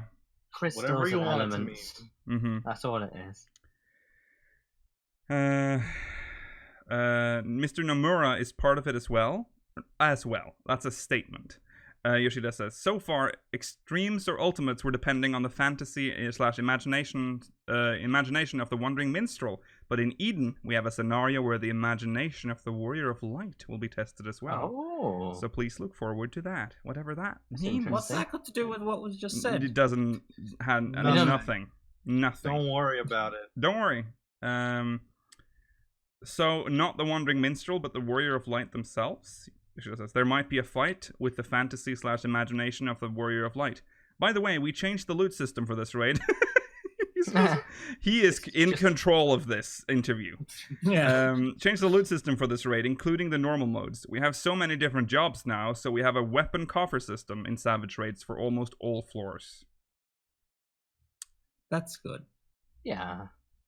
Well, I don't know though, because the people who played the last floor will look amazing because they've finally got their weapon. Now it's like, because the first 2 floors are usually very easy. Yeah. And the last 2 are usually hard. So I don't know if, maybe that's just. We'll see. I guess it's fine, whatever. There will be loot coffers that drop accessories for the class you used them on. Maybe the first couple of floors just drop the version that you would get from doing the normal run several weeks, whereas you still need to do the final one to get like the higher eye level weapon. That could be interesting. So you can skip having to do the normal one 7 times. Oh, right. Yeah. Maybe. I guess we'll see. So there won't be accessory drops from the boss itself? What is this? Okay, now I'm a little lost. What does he mean now? When you do the Savage content, you get a book that you can exchange X number of. Of course. But also it will drop like 2 accessories, and if you're lucky, you don't have to use your book. We left a weapon drop on the 4th floor. If we removed that, there might be the feeling of getting less loot, which we wanted to avoid. If you're lucky and get a weapon coffer, you can still get 2 weapons in 1 week. For the other floors, one of the jobs in the party will always get an item. That's good. Okay, that's good. Yeah. Thank you for that. And then an answer. We changed normal mode as well. He is he's like, this interviewer is terrible. I'm gonna drop everything on them. We changed normal mode as well. So far, the shafts you needed to trade in for a chest piece only dropped on the 4th floor. So you had to repeat the fight until you won a roll. That doesn't suit the current times, so lower floors can drop those shafts from now on as well. You can more easily obtain the piece that you wanted now. There are a lot more changes that we made, but there were too many to discuss them all. I hope you will like the changes when you get to play and see for yourself. There you go. I think I will. I guess it's interesting. Yeah, it sounds Shafts better. for everyone. Everyone gets a shaft. You get a I think shaft. we will. The 4th floor of a Savage raid in Stormblood. Again with the faces, they are obsessed with the faces. At a first and second phase, door fights like X-Death leading into Neo X-Death. How will this be in the next raid? Yoshida said, we changed the system a bit. During 4.x, we had first and second phases. But this will be different this time. I think it will be faster if you see for yourself than me explaining. There will be players. It's going to take 2 weeks to explain. Than 2 weeks. There will be players who prefer having 2 faces. Not even 2 weeks. It'll be 4 weeks. He needs like 4 weeks to explain this. There will be players who prefer having. There will be players who prefer having 2 faces. So please give us feedback after the next raid tier. We liked having 2 faces, but that made the fights really long, which became a problem. Clearing a fight that takes up to 20 minutes with both faces combined each week was probably very tiring. If everything went smooth, it was okay, but sometimes you got stuck on the first face. I like the 2 passes. People don't want to spend time obviously anymore. it's much more hard, much more difficult, but still. It's sort of a reward though, because in the normal one you'd finish, and then in the Savage one you'd think you'd finish, and then boom, cool new phase. Yeah, but just think about the normal mode of with Clown Man, whose name suddenly disappeared. Kefka. That fight is long in normal mode. Imagine after that, there's another phase. Like that is, I don't know. Hard content though. Yeah. To me, there's a difference between hard and long. Yeah, I agree there. Yeah, but I think that the problem is that, like, on normal mode, it's just not challenging enough. Yeah. The thing is, having to maintain focus for 20 minutes is difficult. Yeah. Yes. And that's part of the challenge, being able to guess. keep... There's a lot there's a lot of slip-ups we could make with after you said that. So. Yeah, sorry. Okay. Well, we'll see how it goes. They might have done something else though to make up for the lack of a second phase. Yeah. They might have, Made it really hard. Yeah. So when will the next ultimate be released? The first ultimate will be released in patch 5.1. This we knew. He can't say anything about it. But he says that the difficulty will be closer to Unending Coil. So if you liked Unending Coil, we're getting sort of one in the same vein as that. I never experienced it, but no, it looked cool. It looked cool, yeah. So rather than solving complex mechanics, it will be mechanics that are more difficult to execute. Yoshida says tracing and copying for clear. So he has already talked about this, by the way. He wanted more random elements to the fights, so that it's not the same every time you do it, so it's harder to like repeat a run. So yeah, well, I think he actually says that here. Maybe if you take Alphascape Savage V4 O12S as an example, after getting past Archive All, mechanics were looping and repeating, especially from raiders from overseas. The feedback was, oh well, it's just repeating, and they felt rather bored. We want to avoid this, so for Savage, and most likely for the next Ultimate as well, we try to keep repeating mechanics to a minimum and have waves of mechanics hitting the player.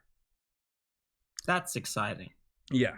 Will that change fight duration? Ishida says, I can't say much about duration until we go into the adjusting stage. We do have a rough estimation of the fight time when we start creating fights, of course, but these tend to extend further and further the more we go into detailed adjustments. Transitions and mechanics usually take more time than we originally expected, and if DPS checks, for example, are harder than we planned, adjusting those will make the fight longer as well. In the final stage of adjusting, we push to shorten durations again, but I can't say anything about how it will turn out for the next Ultimate at this point. Anyway, my impressions so far are that it's closer to what Unending Coil of Bahamut felt like in terms of difficulty. Very good. Mm-hmm. Okay. I think we'll put some random elements in there as well. Since you're introducing 2 new races, will there be a chance of obtaining a free Fantasia? And he says no. So no free Fantasia this time. Very odd choice. The collector's edition does not even have one. They want the money now. They're literally releasing a race whose hairstyle you can't change without buying a Fantasia. It is printing money, this race. It's just it's a money machine. I like the phrasing of his response. Like, I don't think the collector's edition has one either. Like he knows. Like he doesn't know. Yeah, I haven't checked. Yeah. Maybe based on feedback, they'll add one later. So they don't want to say it just yet. I don't know about that. Can we choose existing hairstyles for Viera or Hrothgar?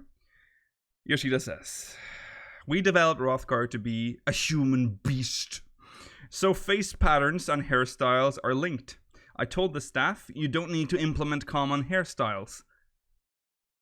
Why would you tell them that, Yoshi-P? Yeah. Did you tell them that you had to tie the hairstyles to their head faces so that they had to buy a Fantasia every time they wanted to change their haircut? Yoshi-P? Is that what you told them? This one, the cash cow. What happens when you get the hairstyles in game? Yeah, because I'm guessing they're going to add more unlockable hairstyles. It's just going to be like, well, as a Hrothgar, I just no point in me trying to touch that. Yeah. Maybe they're going to add unlockable heads. Unlockable heads. Unlockable heads.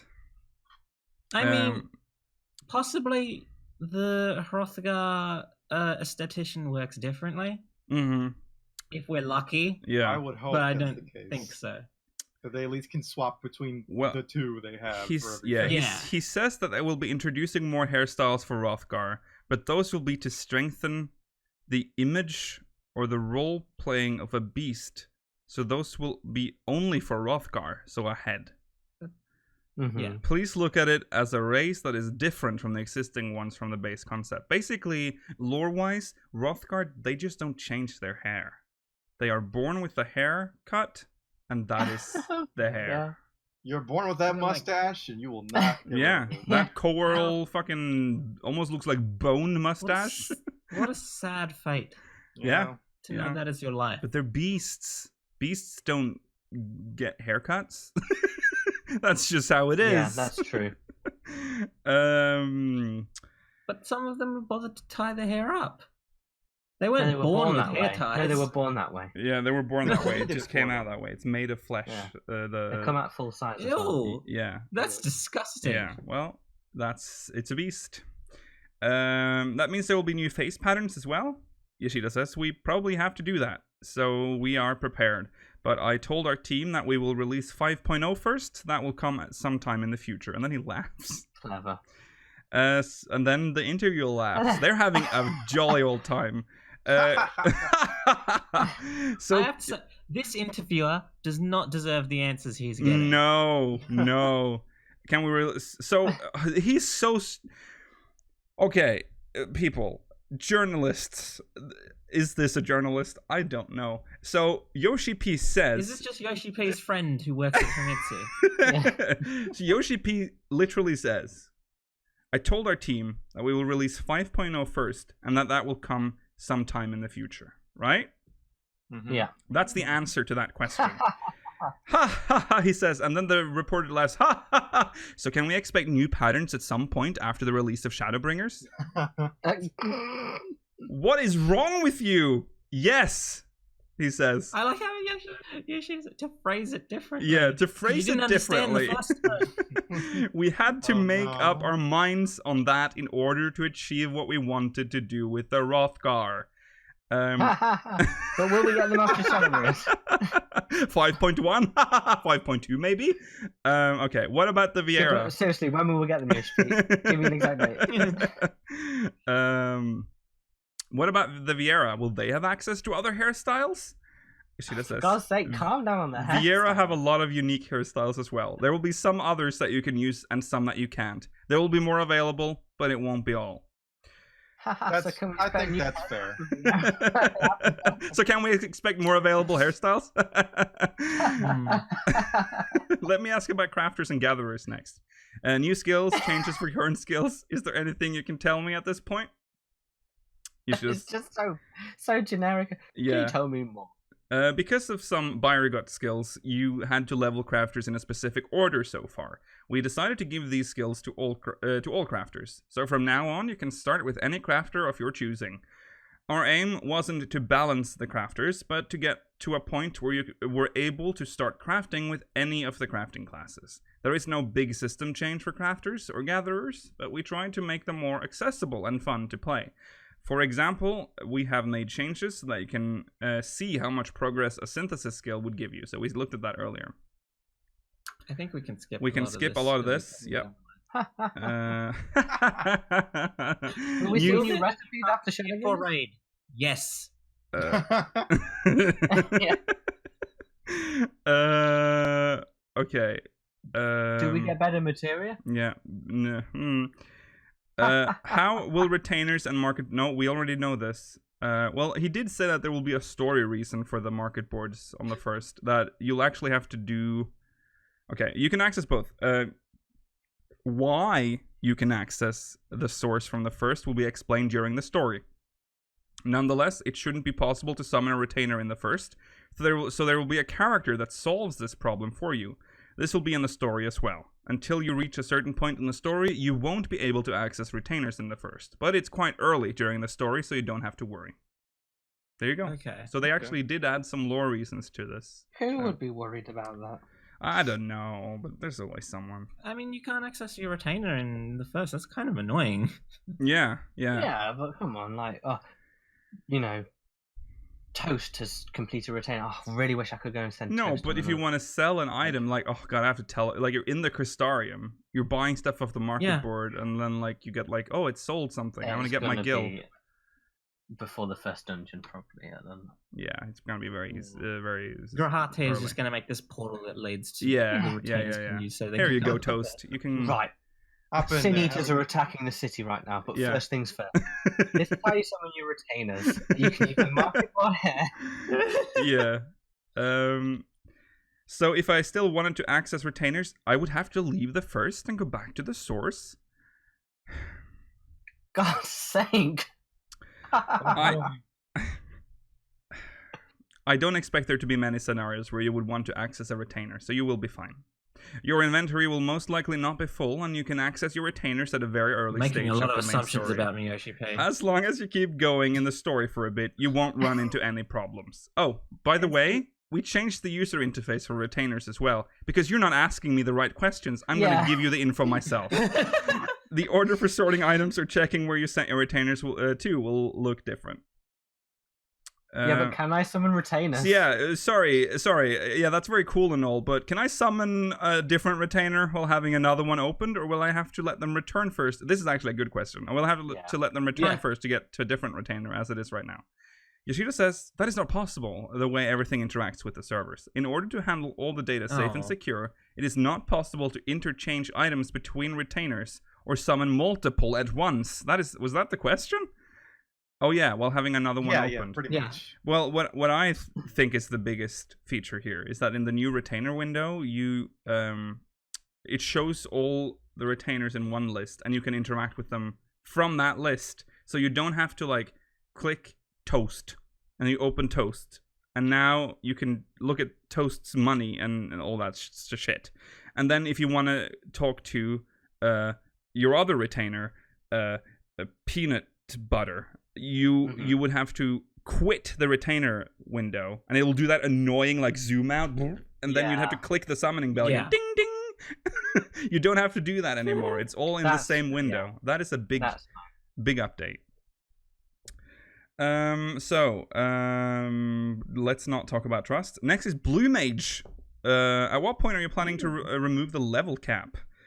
Yoshida said I don't think he means remove, but he says it's planned for patch 5.1. That, of course, means there will be more content for Blue Mage. Remove the level cap. Yeah.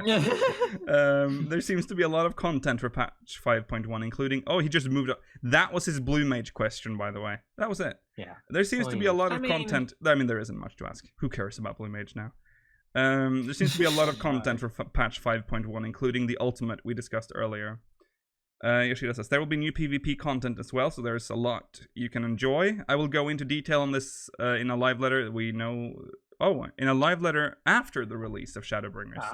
We are currently developing a lot. I think patch 5.1 will be a rather huge patch. I don't care about PvP. Show me more gold saucer content. Oh my god, Kirky, what are you saying? With the release of Shadowbringers, you are adding the option to save the password for login on the PS4. Is it difficult to introduce this for the PC as well? Yoshida says not at all. The reason we're only introducing it for the PS4 is that you're already behind one security layer, being the PlayStation Network. In addition, for 14, you have a Square Enix ID and an account password, and the option for the one-time password. If you're being hacked on the PS4, it is likely the PSN account itself, so the use of the password for logging into 14 seemed a bit pointless. Yeah, I guess so. Makes it's sense. like, but yeah, update the launcher, please. It is outdated and weird. It's slow. Let me verify files, please. Yeah, let me. Slow. Or re-download shit. Not have to re-download the entire game. Also, glossy button in 2019. What is this? Oh, I know. Stop it with the glossy buttons. It's very Windows Vista-esque. Yeah, isn't it is. Very Windows Arrow. Yeah. Are there any plans for future collaborations after the release? Also, yeah, where's that like jazz music on the patch? No, they better never add music. Oh god, I hate fucking music on launchers. It drives me crazy. Okay, are there any plans for future collaborations after the release of Shadowbringers? Ishida says it's not like there aren't any plans, but I can't tell you anything right now. We aren't planning crossovers with different titles every season. When our crossover partner is decided, we put a lot of focus on that. I will tell you more when the time is right, and do a lot of PR so as many players as possible get a chance to play those events. Oh. Fantasy Star Online too. I'm surprised no one's asked him about that in Yeah. an interview. So Oh, far. they're I gonna think come they've up now. Yeah. They're gonna, yeah. Any words to the players? Yoshida says, I think these interviews were before the Phantasy Star reveal anyway. Oh, yeah. So... Were they? Okay. Oh, yeah. They probably were, yeah. I was smirking a lot after the event, looking at the reactions players had to the bomb at the end of the launch trailer. If I am smirking, it means there's gonna be more. I am There's more? There was more. But are there gonna be more face patterns for Hrothgar? Story continue after 5.1. I can say this because there is something that is even greater / more exciting. We have about 2 weeks left until the release of Shadowbringers, so please stay excited for the main story and the new jobs. It is kind of a festival that occurs every 2 years, so please do not be too worried about changes to skills or jobs, and I hope everyone can stay hyped on the positive side. Don't be worried about this. Don't be worried. We are making things like the launch trailer to have the hype wave after all. What a strange turn in the phrase. Yeah. But yeah, it is like a festival. Yeah. It's like a really nice, it's nice. I like stay the excited, everyone. Please, just stay Please excited be for positive. 2 more. Please be positive for 2 more weeks. I'm not going to stop being excited. Please, just day before. please. Actually, I So- don't know anymore. I'm just. I think you're an sub. It's like it's going to release in 5 hours. I don't think. Does so. anyone know if we're getting any new face patterns for Hrothgar? I just told you. Okay, thank you to whichever publication that was, Famitsu. Famitsu. Yeah, Famitsu. Thank you, Famitsu. Thank you for whatever that was. Very old publication as well, so Yeah. it's always nice seeing them. Okay, so this one is from CGM. CG Magazine. Computer gaming? Is that what it stands for? I can't remember. I asked very recently who they were, and now we're doing a second interview from them. Yeah. Weird. There you go. Has the team ever discussed the possibility of adding a way to queue for duties as several roles and have the system automatically select the most appropriate one according to need? Ooh, that is a good idea. Well, you're reading CGM, right? Yeah, this is CGM. Yeah, I've jumped down. I didn't start. The beginning is just Oh. about fucking okay. vacation, and I've had so many steaks. We've already been through this. These fucking pseudo answers. Okay, so that's a good idea. So you could like queue up as like white mage, summoner, Yeah, tank, healer, tank, DPS. yeah, paladin, whatever. Yeah. We've certainly thought about it on a conceptual level, but we haven't really considered implementing such a thing. Look at it this way. If you're a single player going into the queue, signed up for multiple roles, you might expect to be matched fairly quickly, according to need, right? But if you consider that there are multiple players doing this at the same time, each one of those players isn't able to definitively distinguish the specific role they actually want to play. The more people that enter the queue, the more matching starts to misalign, making it more difficult for the system to put together a full party. The fact that such a system would actually extend queue times in this fashion makes it unrealistic for us to implement. Fast queues that match players using their preferred roles is our optimal solution here. What's he on Would they about? be able to have a preference system? Because I believe League of Legends has that. Mm-hmm. Where you state the preferred role you would want to queue as, and then you have a secondary one. Yeah. Why is he thinking that it would be so unfathomable? I think it boils down to spaghetti. Yeah, that might be It it. must Yeah. be spaghetti, because if everyone's queuing as any role, it would just create parties Yeah. with Randomly. all roles and then put them in. It'll So be it'll like, oh yeah, faster. there's like 4 people here that have all Every 4 role's selected, roles so checked. there'll be a So, party. yeah, Doesn't I'll matter just what make they a are. party. But that's easier said than done, probably, when you're dealing with netcode from 2010, a broken 2010 game. The Final Fantasy theme park concept of Final Fantasy XIV allows for some neat external collaborations that don't really happen elsewhere in the industry. Are there any guest artists or designers, either with Square Enix or without, that you'd really like to get involved with, but haven't yet? Yoshida says, interesting question. Tekken series producer Katsuru Harada is actually an avid MMORPG player, so I'd be curious to see what kind of 14 content he could dream up. Harada? That would be amazing. Yeah, it would be cool. Yeah. Harada's an amazing person. Have you seen a picture of Harada, by the way? I want to show everyone a picture of so him. cool. This is Harada. I know. Oh, good lord, yeah, he is. This cool. is, you can't do this on a live episode, Rollo. This isn't. I'm sorry. People hate this, by the way, on the YouTube side. Sorry. Yeah, sorry. But Rollo's so used to just posting pictures in chat now. On YouTube. People are even more annoyed in the podcast. Yeah, that's. It's a picture of a Japanese developer with a katana and a fucking sniper rifle in front of a Street Fighter Third Strike arcade cabinet. Yeah. That's a good description. That's what it was. What What would they do in 14 for that? That'd be nonsense. Like, they could easily add in Y'shtola into Tekken, because it's just a fighting. Yeah. That's the man that added I Negan think from The Thancred would Walking fit Dead. into Tekken better than Y'shtola. Who? Thancred would fit better into Tekken than Y'shtola. Yeah, that's But would we get, like, Kazuya and he comes over and We get Heihachi. I'm starting a fighting league? Like Yoshimitsu is the person that I think could cross over best into our world. He's just your Jimbo. So yeah, he could. Yeah, I know, that's the thing. He's like, he actually makes sense in our world, whereas everything else kind of confuses me. There was Ultimate Fight Final Fantasy XIV, the April Fool's joke the team put together back in 2015. There's your foundation. Remember that? It was an engine tech demo, wasn't it? They made it so that they could show off what the engine actually could do. I remember they talked about that after they revealed the video. That is right. Lease would fit better, but I don't care about Lease. Yeah, no one cares about Lease. What? What? Oh, there's a strong relationship between Final Fantasy XIV and food. From the Eorzea Cafe to the various cross promotions in both the US and Japan. Papa John's. Use code bumflaps for 10% off. One player even started Spanish. One player even started a blog called Eorzean Eats, where they are cataloging their attempts to cook every single recipe in Final Fantasy XIV. Isn't there there's a YouTube channel too? I think there's a YouTube channel as well, yes. That one's very good.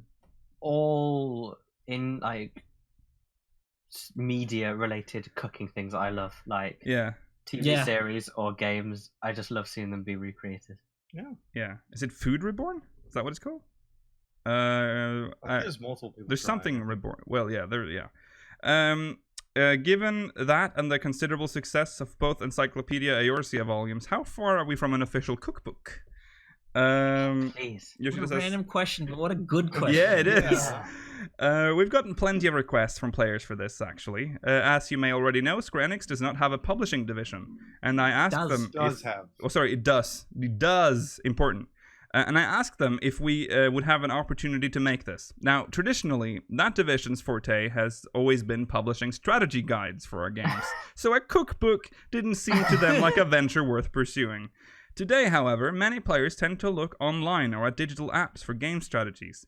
There's also been some shifting in our organization recently, and as a result, the publishing division wants to expand the breadth of their catalog. Basically, that means a cookbook is something that could potentially happen in the future, but we don't currently have anything in the works. Come to think of it, I wonder what kind of chef we'd have to bring on to help craft the recipes. Mary Berry, hello. God, yeah. And working on a recipe app could be quite fun too. I would love Square Enix to start this just like cookbook side industry between 14 and 15 and whatever else they can come up with. Yeah. Every single Final Fantasy game needs a cookbook now, like a companion cookbook. Yeah. And then in 2 years' time, they come on stage and they announce, right, Our cookbooks are doing so well, we're stopping the game. All about the cookbooks now. Until now, much of Final Fantasy XIV's narrative has been centered around the player being a champion of light who fights against the forces of darkness. With Shadowbringers, the script is flipped on a large scale. Were there any challenges in disentangling the ideas of good and light from one another? And how is this reflected in your creative approach to the enemy design in Shadowbringers? Please notice the difference in questions from what we read previously. Yoshida, this is a long answer.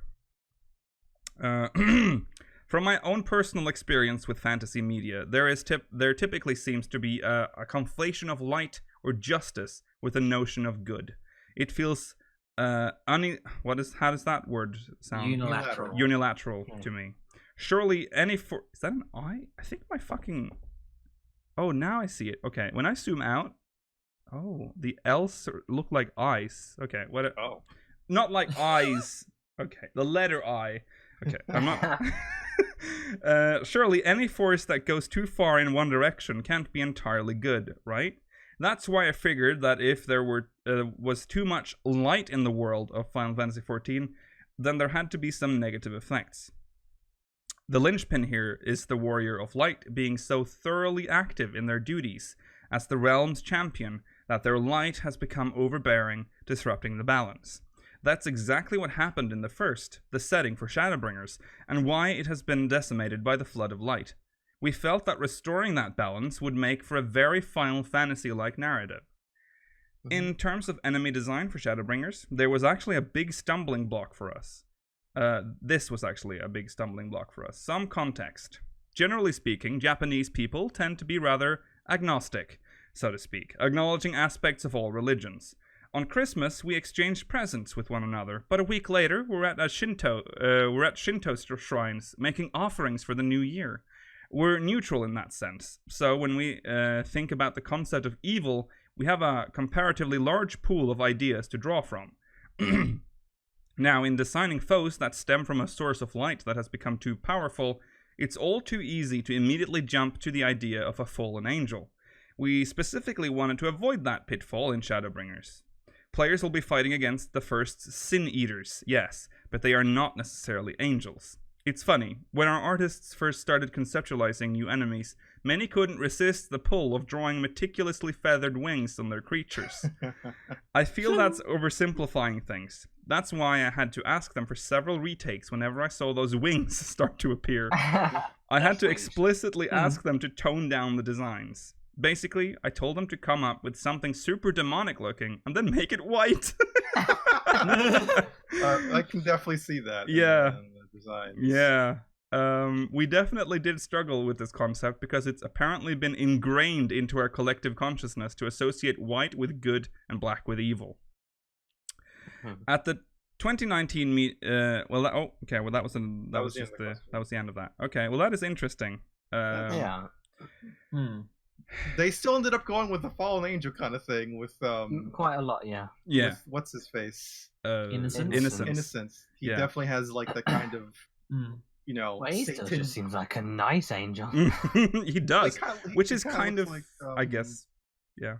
What? Oh, go ahead. That's Sorry. kind of the point of him. Like it's weird. This whole thing is weird that we're fighting light. It becomes very apparent when we looked at that dungeon crawling thing. Because when we saw that like white marble area, like looked like the home of the gods, you feel like this is safe. But then you look at the shrubbery and it's like fucking people screaming. It's not safe for you. Yeah. It's all like a false safety. Yeah, but the people on the first, that is scary. That's probably a very scary looking place to them. Like that's like Void Ark for them. Yeah. Oh god, yeah, Light Ark. Yeah, because the difference between the opposite of void is light. What is the opposite of void? Something Filled. First or there's first void arc. and filled. Because void is just lack of Filled Ark. Filled arc. The filled arc. Okay. At the 2019 Media Tour in San Francisco last month, you gave a thoughtful and nuanced answer to the hot topic of gendered expression in 14 via clothing options. I wanted to say thank you for being aware of this discourse and giving thought to players' feelings. Is there anything you haven't had an opportunity to express on this issue, or any comments you would like to clarify at this time? Oh, there's a long answer coming. There's a long answer. Individual expression actually ties into what we're trying to depict in Shadowbringers by challenging the idea of light being good and dark being bad. They are not absolutes. As people, our values are formed at the intersection of many factors: education, history, religious teachings, and so on. They are typically something we gain through instruction. With regard to the conversation surrounding gender and matters of personal expression, we need to acknowledge that people's values influence whether they see this as a positive or negative thing. We can't change that. We can't change what people are taught.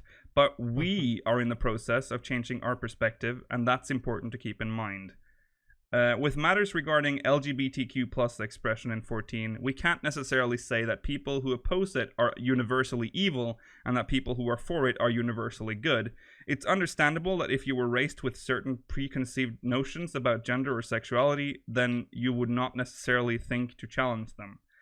What we are trying to impart to our players is a sense of freedom. The freedom to choose how they want to express themselves as individuals, and the freedom to retain their own values. We don't want to place blame on either side. If we do become one-sided in the way we approach these things, much like the seemingly good force of light overtaking the first, we run the risk of being too extreme and alienating the people who stand on the other side of the issue.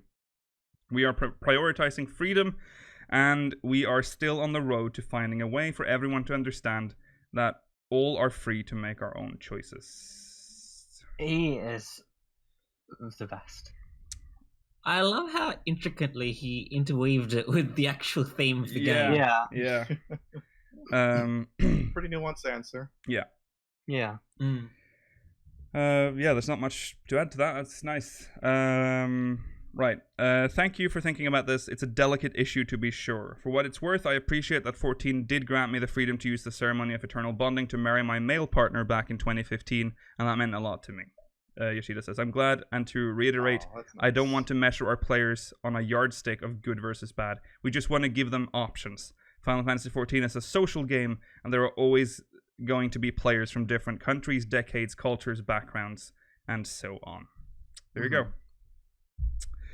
A final question. If you had to guess, what percentage of Final Fantasy XIV composer Soken's diet is composed of Lawson's... What is this? Karaage-kun?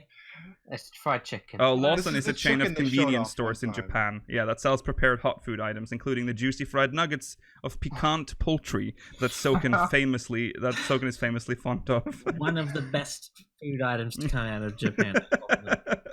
Are they actually really good? Yeah. Yeah. You don't have to go anywhere fancy to get good karaage in Japan. First and foremost, Soken-san's diet is incredibly peculiar. Laughs. Whenever he's concentrating really hard on composing, he neglects to eat at all. He says he doesn't get hungry when he's super focused, but then when he snaps back to reality after writing a few songs, he cries, I'm starving, and immediately reaches for whatever snacks are in arm's reach. He really just goes wild. And I say snacks, but he doesn't like sweets, so it's usually potato chips and the like.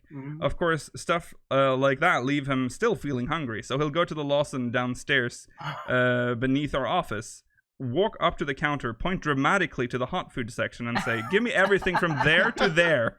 The whole shelf of Karaage-kun. Then he ends up bringing a ton back to the office and passing it out to staff members. I can't guess how much of his diet consists of Karaage-kun, but I would say that 14's musical compositions are at least 30% fueled by Soken's insatiable craving for chicken. Oh my god. Chicken tenders explains the chicken tenders. Yeah. That's dangerous to have that so close to work, too. Yeah. It just goes down the stairs. Oh, well, there it is. That's the interview. I love that they ended with, please go take a vacation. And then he pantomimes snowboarding. It's about time we open a Canadian office, I think. There we go. Bring the servers back to Canada. Very next Montreal. Okay. And now we're going to the bullet point interviews, which are like this is the most interesting one of all of them. Yeah. And most of you probably heard stuff from these interviews. These are from Game Watch and 4Gamer and 4Gamer. It's put together by a Carrier of Light on the 14 subreddit. Okay, Titania at E3. We start with the Game Watch interview. The NA community team strongly requested content from the expansion, and since Titania isn't so much of a story spoiler, they were able to sneak her in. I guess that makes sense because they'd already sort of revealed her and showed her model and everything. They also showed her in the benchmark trailer, and that was also the arena. So yeah, because they had so many battle systems and job changes, like Impulse Drive being removed and the Chaos Thrust combo starting from True Thrust instead, Yoshi-P told the NA community team that visitors will struggle with it and only expected 30% of them to clear it, but ended up being lower than 30%, so they buffed the players on the second day. I think I've said this before, but the way they buffed them is that they fully melded their gear and gave them raid food. Oh yeah, that was when they learned that there was a higher grade of materia, right? Okay. Okay, so the possibility of a Final Fantasy VII collab. Yoshi-P personally loves Final Fantasy VII, so if they have the opportunity. However, they would need to ask the 7 team, and Yoshi-P doesn't want to disrupt/affect the game's launch. Even if they were to have a collab, he would like to discuss the collab after the Final Fantasy VII Remake's mastered version is ready, and when they are already in the marketing and PR phase. If Kitase approaches the 14 team first, they might do something at launch though. So Kitase, if you're listening, I know you love Speakers of Eidolon and you're watching right now. Just approach Yoshi-P for that. I reckon he's in chat. Yeah, he's in chat. Shout out. Can I get a Goku in chat from Kitase-san, please? Thanks. Regarding Final Fantasy VIII Remastered, Squall's outfit is already there he is. Squall's outfit is already in the game, so it would be nice if they can have something other than that. With regards to the 5.0 raid Eden, since so many people are speculating references to 8, they don't want to betray those expectations. So again, and if you needed more confirmation, I guess there you go. Yeah. It's actually a coincidence that they announced the remastered version. Oh, there you go. Remastered version of 8, right as 14 started to have all these 8 references. A coincidence, pretty much. Okay. Well, I don't know if they're necessarily connected. Yeah, I doubt they are, but I feel like Yoshi-P must have known that it was being worked on. Yeah, because he works for the company. Yeah, he's a director. So yeah, this wasn't revealed for him the first time during E3. Yeah, no, that's true. Okay, 5.0. Why did you talk about Squall's outfit? Oh, he wants more 8 stuff in the game. We're getting his Gunblade. We are getting his Gunblade too. What would you want? God, you can have like a full Squall. The scar you can get on here on one of the faces. The ugly one? No, it's the Lonigan face. Okay. Yeah, the face that isn't mine, which is not old man ugly face. It's hard. Yeah, well, it's the Lonigan face. If you have the Lonigan face, you can be Squall basically. The Dark. We don't have his hair. No, we do need his hair. That's true. But with how rare they made the cloud hair, they're not going to make Squalls more easy to get. The dark / creepy, so 5.0 launch trailer and story questions. The dark and creepy atmosphere that the trailer as a whole has is deliberate, and they wanted to express the stagnation and corruption on the first. The fat man who shows up in the middle of the trailer is the head / leader of Yulmore, and he cannot say if we'll be fighting him or not, but that means yes. But the fat man was provoking us, and he would like players to speculate if he's really just a friend of the Sin Eaters or being controlled by someone. I hope that when he moves, he uses his giant arms to croll across the floor because his legs. Ew. I hope his whole body has jiggle physics. Oh, sure. like Pepsi Man. Sorry. Yeah, like Pepsi. Yeah. Yeah. Like the dragon. I love that Pepsi Man has become such a just a thing now, so we just reference them as Pepsi Man. He's Pepsi Man. He Pepsi jiggles. Man, yeah. And every step he has the sandals foot slapping sound. 5.0 will explore the roots of the 14 story. Most players who follow the story probably already suspected that Hydaelyn and Zodiark are primals, so he didn't mind revealing that minor info. Why? Because there are tons. He didn't mind confirming such a thing. Yeah. There are tons of more surprises with a bigger impact. The dev team actually asked Yoshi-P if it was really okay to reveal the final primal secret. And he said it was okay because that proves that the story is going to be that huge. So I guess, I mean, that sort of lays the whole is Solace telling the truth or not to rest. Because he says that's a secret they've kept for a long time, and he had to ask if it was okay to reveal the secret. So, and he also suspected that people had, I mean, this has been brought up many times. But primal is in quotation marks as well. So it's primal. Yeah. Like. But everything else lines up with primal. Like, I agree. It sort of confirmed, it clicked the final cog in place. Like, everything is, it makes sense now. Yeah. I don't know. Yeah, well, we'll see. I feel as if there's something. Both of them are something greater than primal. They're like elder, like the big. Yeah. We call Bahamut elder primal, but they are truly the eldest primals. Yeah, eldest primals. There's definitely something else to it that will be revealed in the story. I mean, clearly they did something right. Yeah. Bahamut never got that. Like, they are still around. They're like the longest living primals probably ever. Yeah. They are around so long that they are no longer they were no longer considered primals. Yeah. As far as we know. Yeah, go on. If we just stopped believing in Hydaelyn, the whole planet would disappear. Vanish. Well, I think that's. Do you know what? I don't think she's real. Yeah. Oh. Oh God. What if the 12 guys? I wish we could talk about this forever, but we cannot talk about this. Interview stuff. I wanted speculation. Yeah, stream. I want to speculate. We might do that next episode. That's the last chance for us to do that. You say that. What happens next time? I don't know what happens, but well, we'll see. We'll see. I just don't know if there'll necessarily not be any news between now and next week. That's what I'm worried about. We'll see. I mean, how many interviews can you make? They're sort of the same and every week more interviews come out. I think we'll be safe next week. Flooding in. We're gonna get Gillionaire done. Come on, roll it.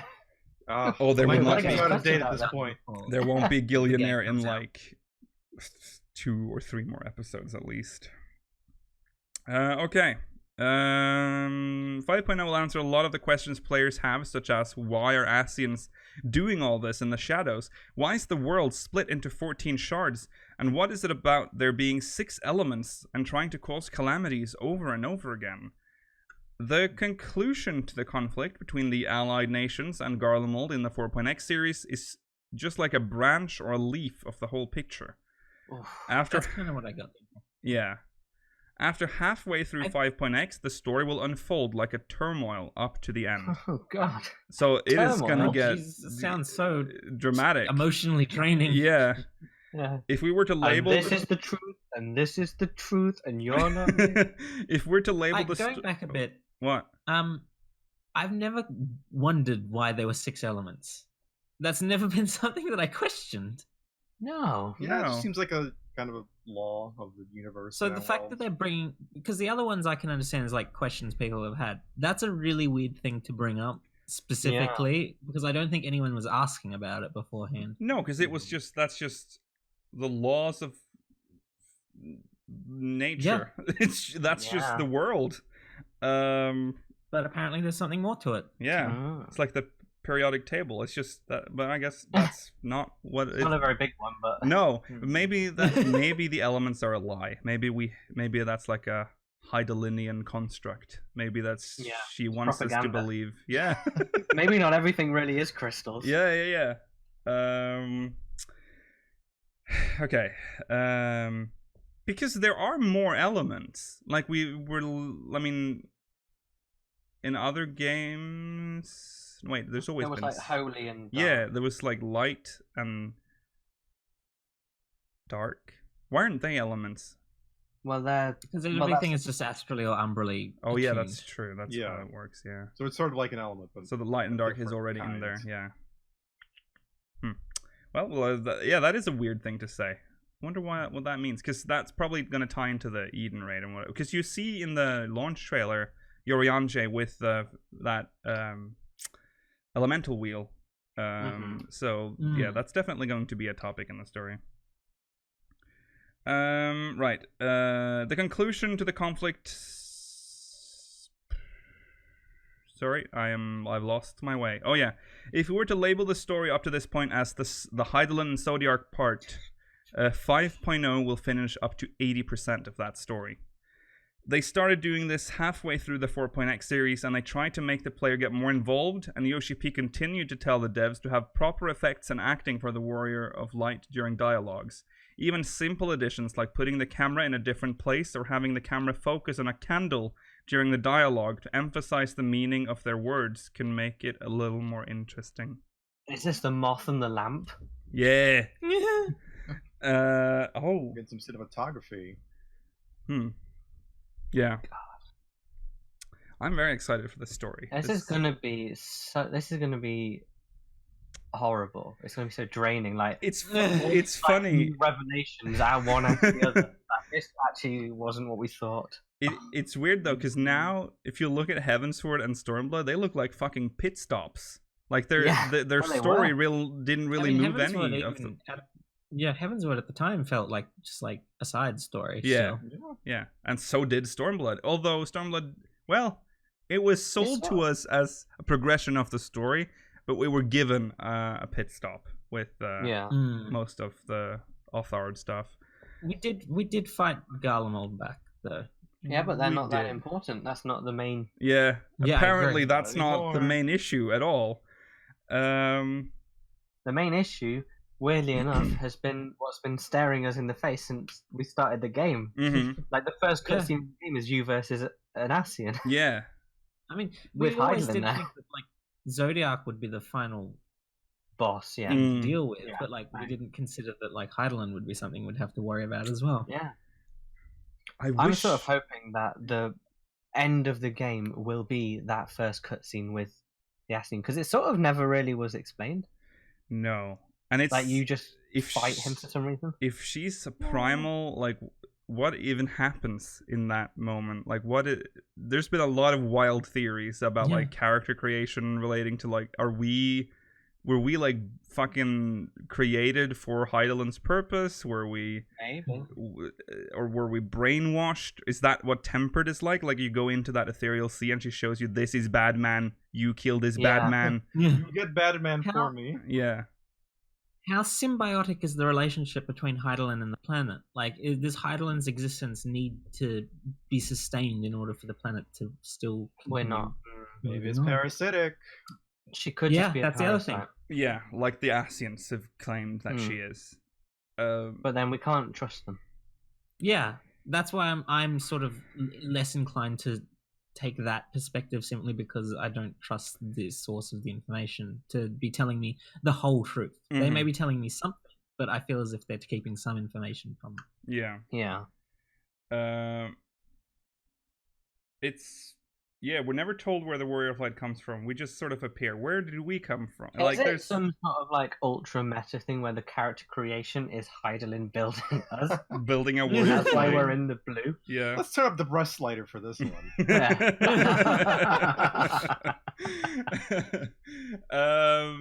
It's. I mean, it's interesting. I mean, the Easier whole to detect calamities. the I just can't stop thinking.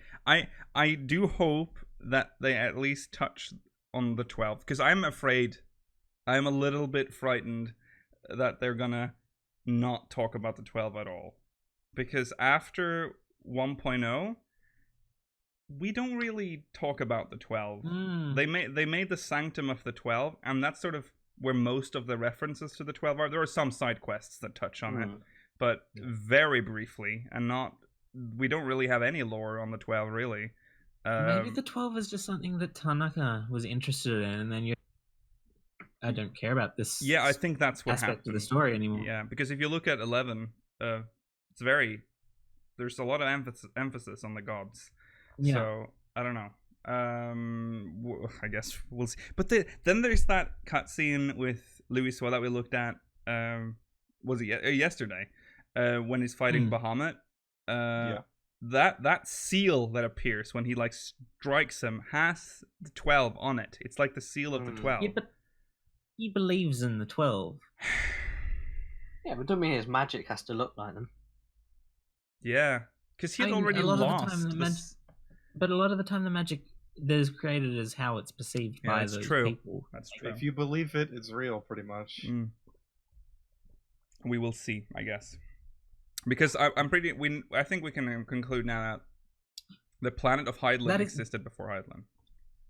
That's correct, chat. A lot of the Astrologian's new skills have like 12 symbology and that's animation. Also true. Yeah, that's true. Maybe that's where we'll get some of the explanation, if not in the main story. That is also really strange because Astrologians are from that's like a Charlian of what are they? Well, we'll see. Right. Regarding the overworld, we have to move on. You will basically be solving problems in each area, and after beating a certain something in each area, the area will regain night and weather. That's cool. Time does exist on the first, but the skies will always be bright at first. The weather and skies will change according to each player's progression, so some might be seeing a dark night, while others... a dark night, not a dark night. While others are seeing a bright one. So they can do phasing? Yeah, they can. Yep. Yeah. Yeah.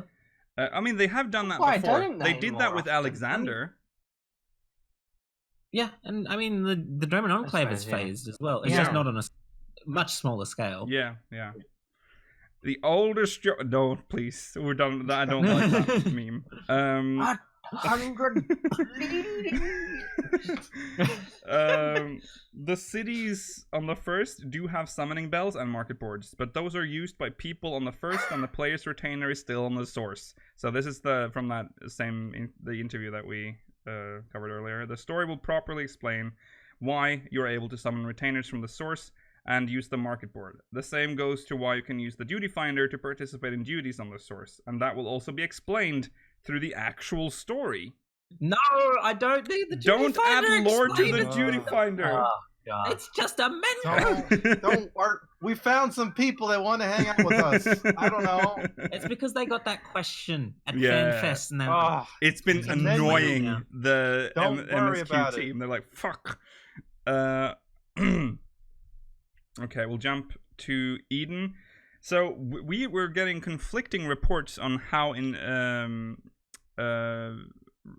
heavily it's related to the MSQ. the one interesting thing about the trust system is that they mentioned that to avoid new players from leaving the game, they understand that's obviously better for trust to be available in all 2.0 dungeons. Yeah, so that's Yes. probably Yeah, means they're at gonna least MSQ ones. be there soon. They did Yeah. say that they were gonna try to work on that. Okay, so Eden, according to this, the Eden story is extremely involved with the main scenario, but it's really hard to say anything because clearing the MSQ is a requirement to start the Eden story. After finishing the 5.0 MSQ, a certain character will involve themselves in the Eden story. That's Go on, guess who it is. Yoriange. Yeah, which character do you think it is? I think it is Sid. Ranger. He's back. I think it's It's always Yoriange. Sid. Because you see him in front of that elemental wheel. Could be Yeah. actually. That would be really nice. I feel like that's a cutscene for Eden, but I don't know, or at least leading into I it. want an opportunity to bond more with Urianger, because I've always been the one that feels the most distant from you. Yeah, Yeah. I agree. I don't think I think it's Sid because they hate writing his line. will Sid be on the first at all. No, I don't think hope so. so. If anything, Sid will interact with Gaius, and then they'll be like, Yeah. Yeah. Yep. I'll be like, "Arr, arr." That's it. They probably won't show. Yeah, they didn't show. The difficulty of the Eden raid will be close to that of Creator Alexander, floors 9 Hooray. through 12. They expect players to not be used to the level 80 jobs, so the required DPS will be lower than usual. Instead, the mechanics will be fancy and make up for the lower DPS checks to bring it back up to the usual difficulty. I like that new ring. It's fancy mechanics. I like that. I'm always a bigger fan of mechanics rather than just DPS. Yeah, 100%. Yeah. And every time it's new, like a new effect, a new type of stack mark or whatever, it's like, oh, brilliant. Yeah, I like that. Okay, on the Nier collab. The Nier raid is planned for 5.1, so they will be revealing information at the Tokyo Game Show. It's turning out to be a Nier-ish content. They actually just started developing it right about now, and the story and plans for the bosses are almost decided, and they're starting to build it up from there. Nice. Okay. So there you go. Good. Yeah. Tokyo Game Show is in September, by the way. Yeah. So the rumor. I don't think we need to talk about this part. No, but there's new project. This new project, which a lot of people are rumors. People are speculating that this might be 16, Final Fantasy 16. The new project that Yoshi-P is involved in will not affect the development of Final Fantasy 14. Yoshi-P laughed about how the only difference is that he himself will become busier. He is the only one working on both projects, because it's a new project after all. They will never do what they did in the past, which was where they updated 1.0 while creating 2.0. Why did he say that? Yeah, what's that got to do with the new project? That makes it sound like an MMO. Is it an MMO? I don't think that's what's actually happening. I mean, if it was an MMO, it wouldn't be out in like 3 or 4 years, probably. Like MMOs take time to create.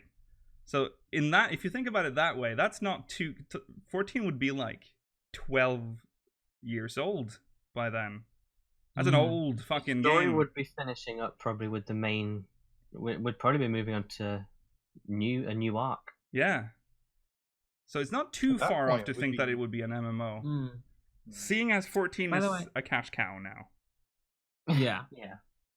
Also, will Yoshi-P's title change from a producer and director of Final Fantasy 14 to producer and director of 14 and God, whatever this is? And 16. Interviews are going to be even longer. Yeah. Yeah. Okay. He's already doing so many things. How can he get busier? Okay, so now we're moving on to the 4-gamer interview. This is regarding the amount of players. Which we just talked about. They already have double the amount of pre-orders compared to Stormblood, by the way. That's surprising. Stormblood was already record numbers as well. Yeah. The Stormblood was very hype.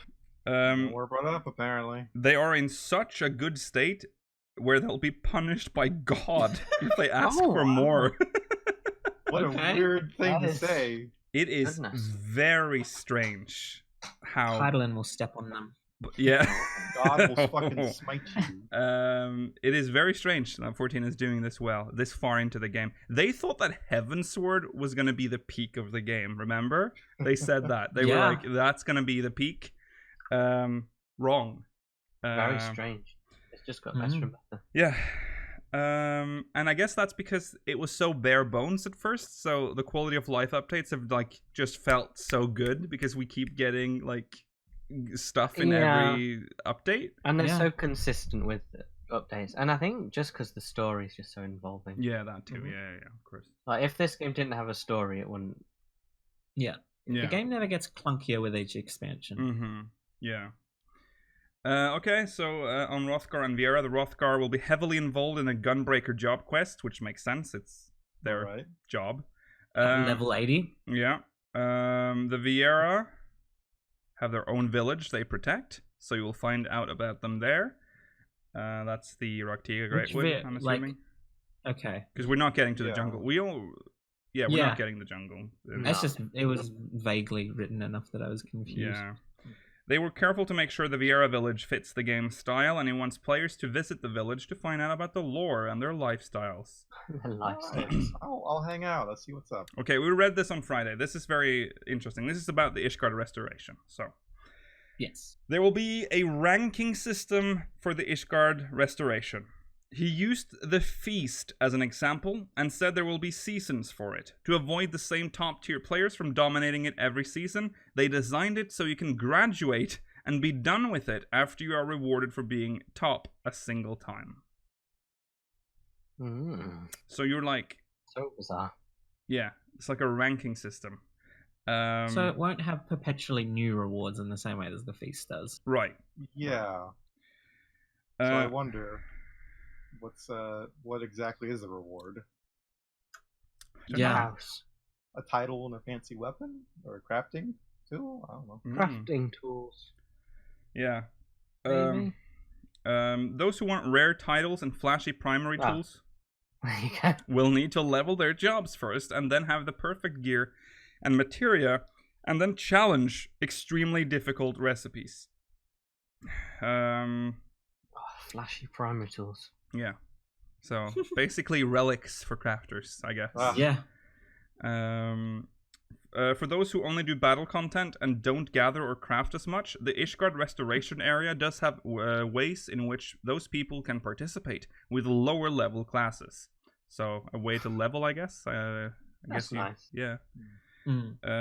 There's a system where players can purchase a restoration ticket, which they can use to contribute to the restoration and also gain rewards from the lottery if they're lucky. I wonder what the prizes for that is. Another lottery in this game. Yeah. After the restoration reaches a certain point, something like a seasonal event will be held irregularly, and you can participate in those to gain rewards. Each world server will have its own progression, so players can compete and /race with other servers to restore Ishgard faster. You can also use the world visit system to take a look at other servers and see their progress. And this is the kicker, everyone.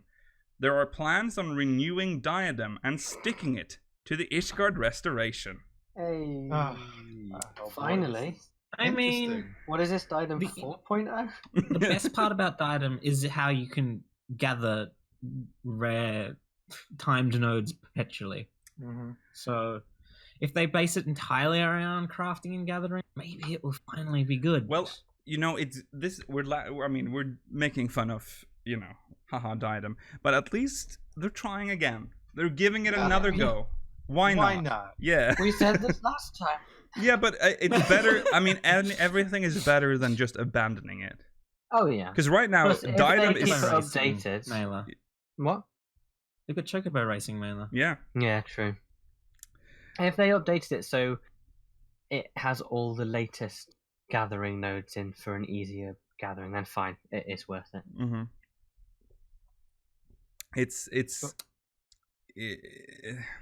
It might be better. PvP and gather PvP. Yeah. Very odd. It sounds like Diadem now though is going to be more crafting and gathering. Like that's going to be the main purpose. It's not really PvP because it's more like a world race. Yeah, but you're also competing against people on your own. Yeah, you are, but I mean, it's not actually PvP, like obviously, but that's fine. What won't be interesting is who finishes first, but which server finishes it last. Yeah. Not got anyone on Goblin. Yeah. I wonder how easy it'll be to, like, you know, if you're an Omnicrafter or a person with a lot of money, to just dominate the leaderboard. Very easy. Yeah. We'll see. You know. Thing is, though, Rollo, with the graduation system, eventually you'll win. Eventually I'll have my turn.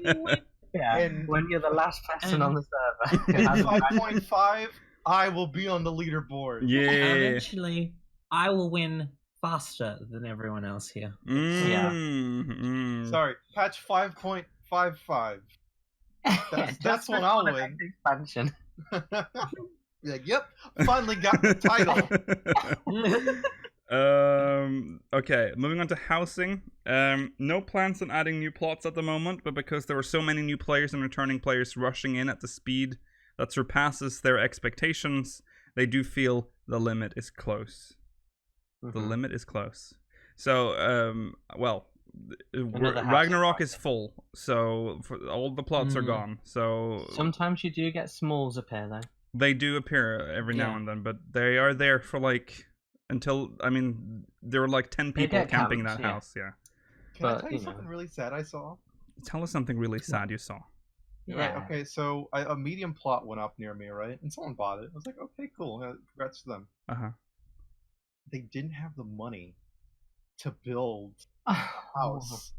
And so it eventually just had to go up for sale. It goes up to oh no. Because they couldn't keep it.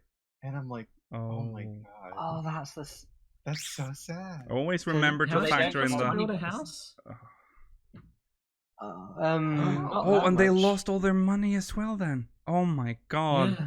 No. Good lord. It was, and I saw the plot and I was like, because it was like that for weeks. Like, okay, there's no house. I saw them buy the plot because it went on sale. And if you've got weeks to gather it, it's only like 10%. Yeah. If he couldn't gather like that, imagine how long it took to save up for the plot though. If he's struggling that hard to get that money, that's. I mean, I'm guessing that's what happened because they bought the house. Never put anything on it, and then it went up for sale again. I just don't understand how they can save up that much money and then not save up 500k. That's what confuses me. He might have. He could have flipped it. No, he could have moved to a different area. Yeah, you know what? Yeah, that is possible. Maybe he did. Yeah. Let's hope that. Let's hope for a happier ending than that. Yeah.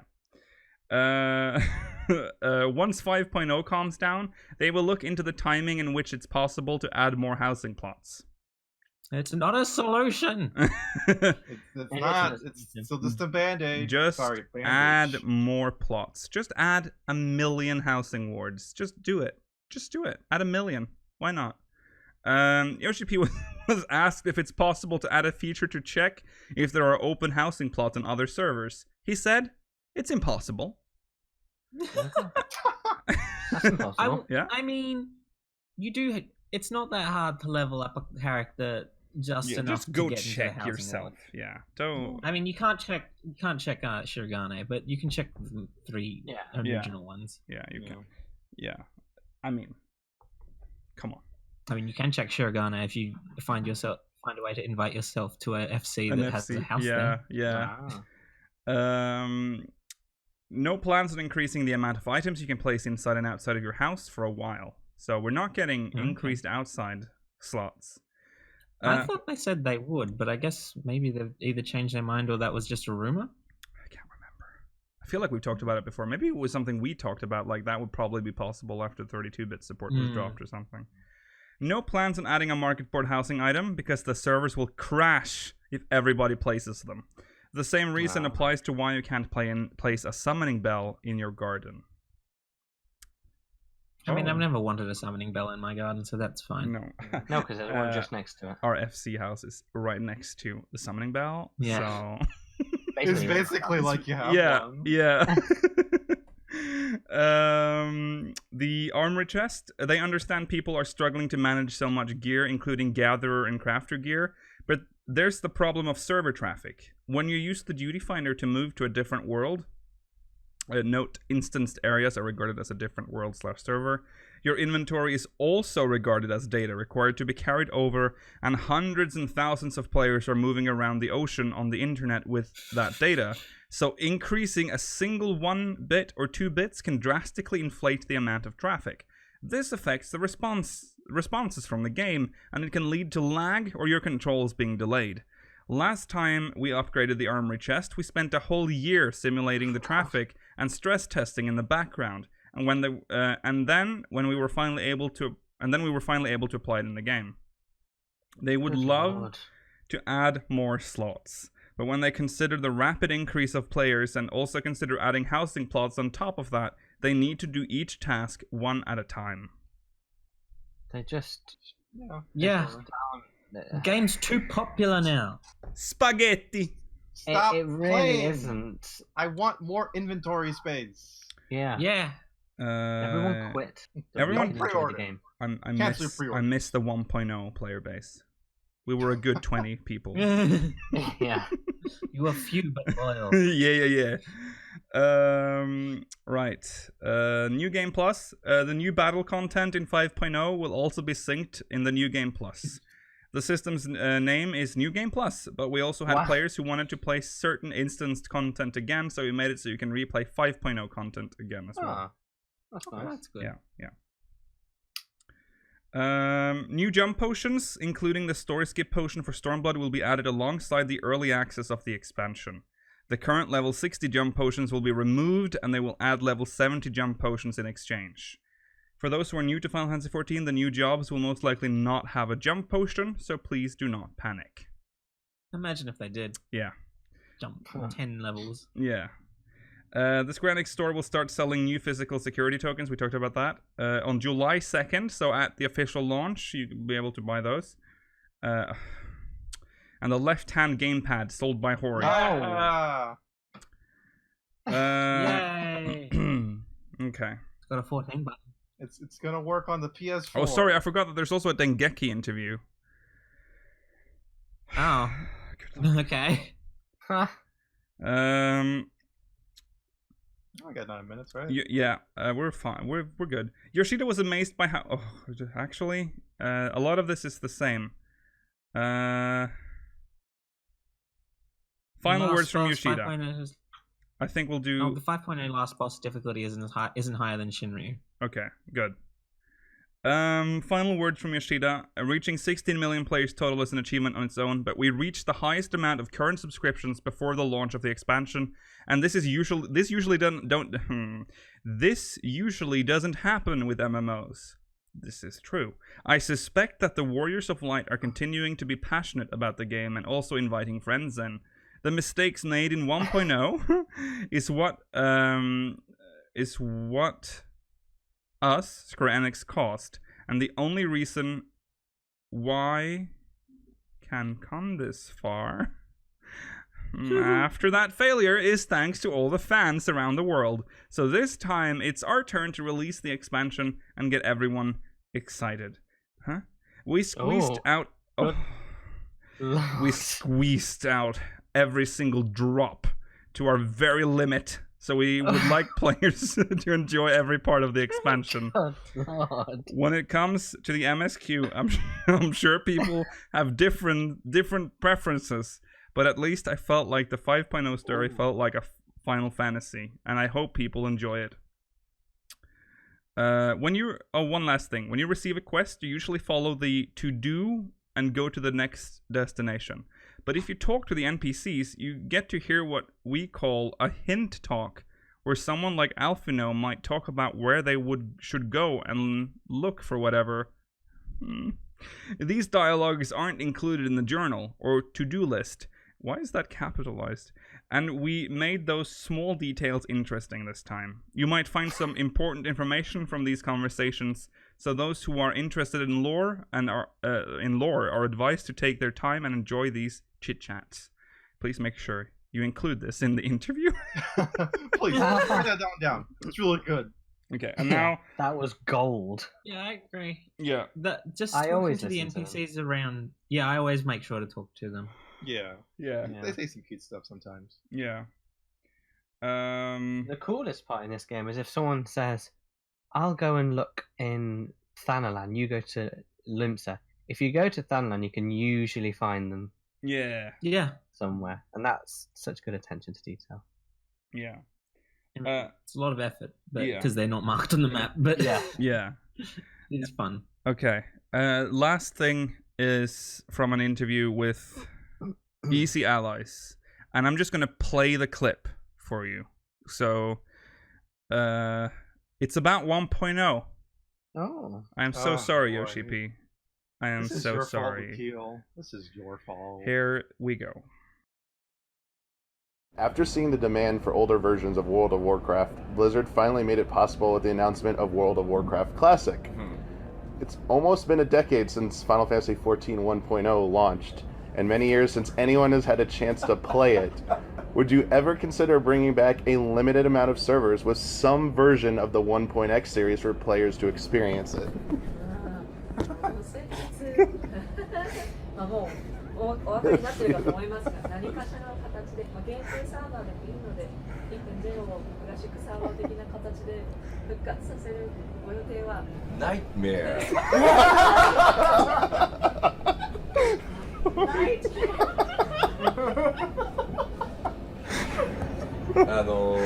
So of course, for those players who have started Final Fantasy XIV with A Realm Reborn and just fell in love with the game, hear about these legacy players and how they describe 1.0 through 1.x series, and they had that desire of, oh, I want to experience that too. And we totally understand. We acknowledge that that request is there, but those are the people who do not know just how scary 1.0, the original Final Fantasy XIV is.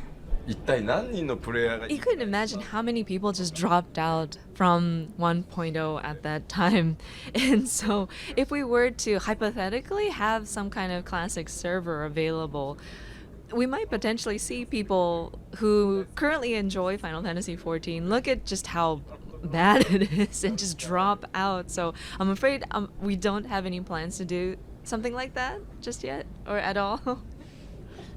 ちなみにコミュニティチームのトップ2人がいるんだけど、君らやりたいかい？ So we actually have community teams that are heads of community teams in each of our regions. Would you like to play something like that?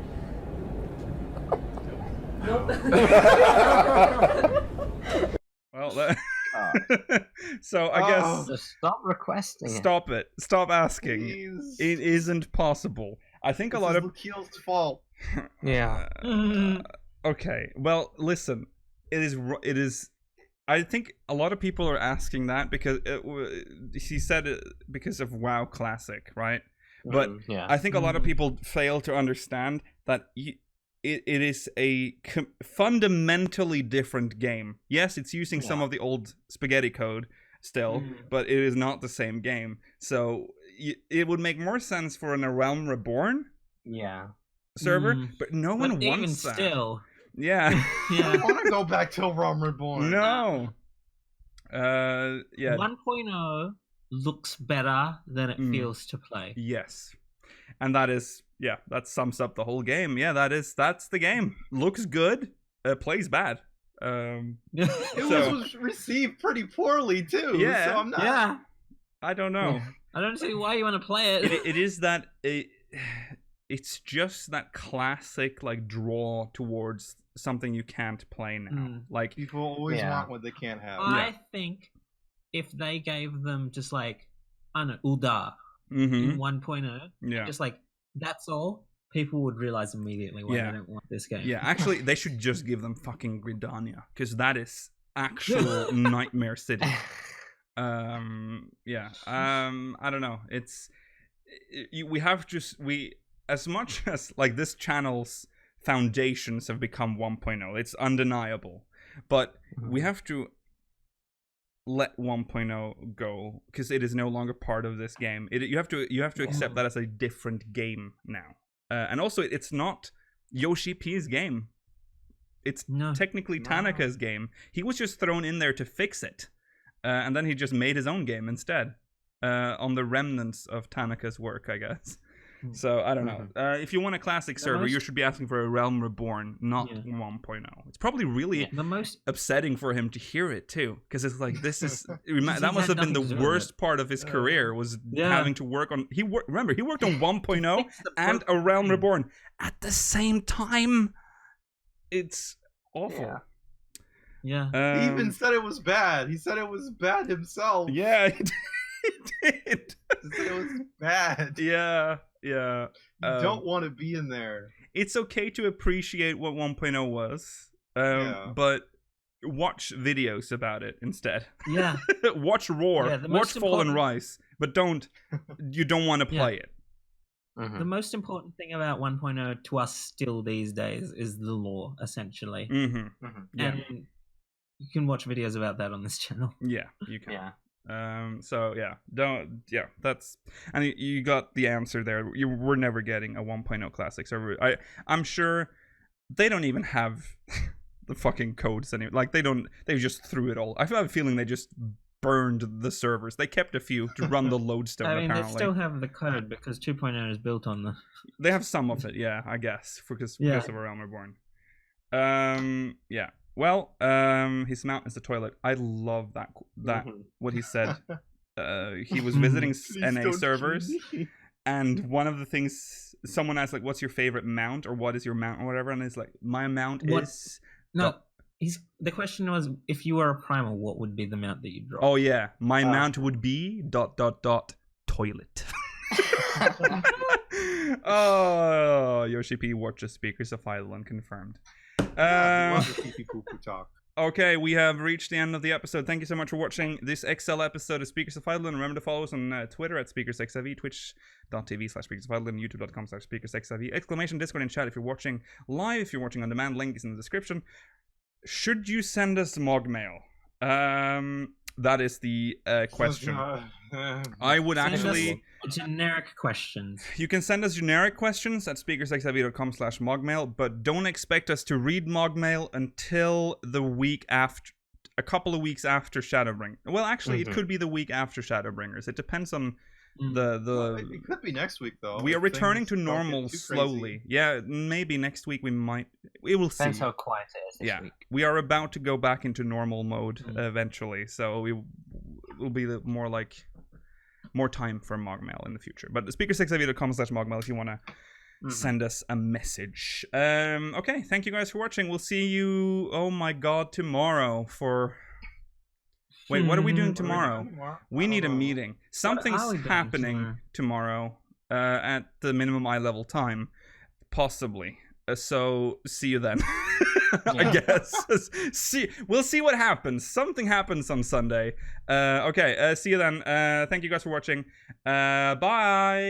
Bye.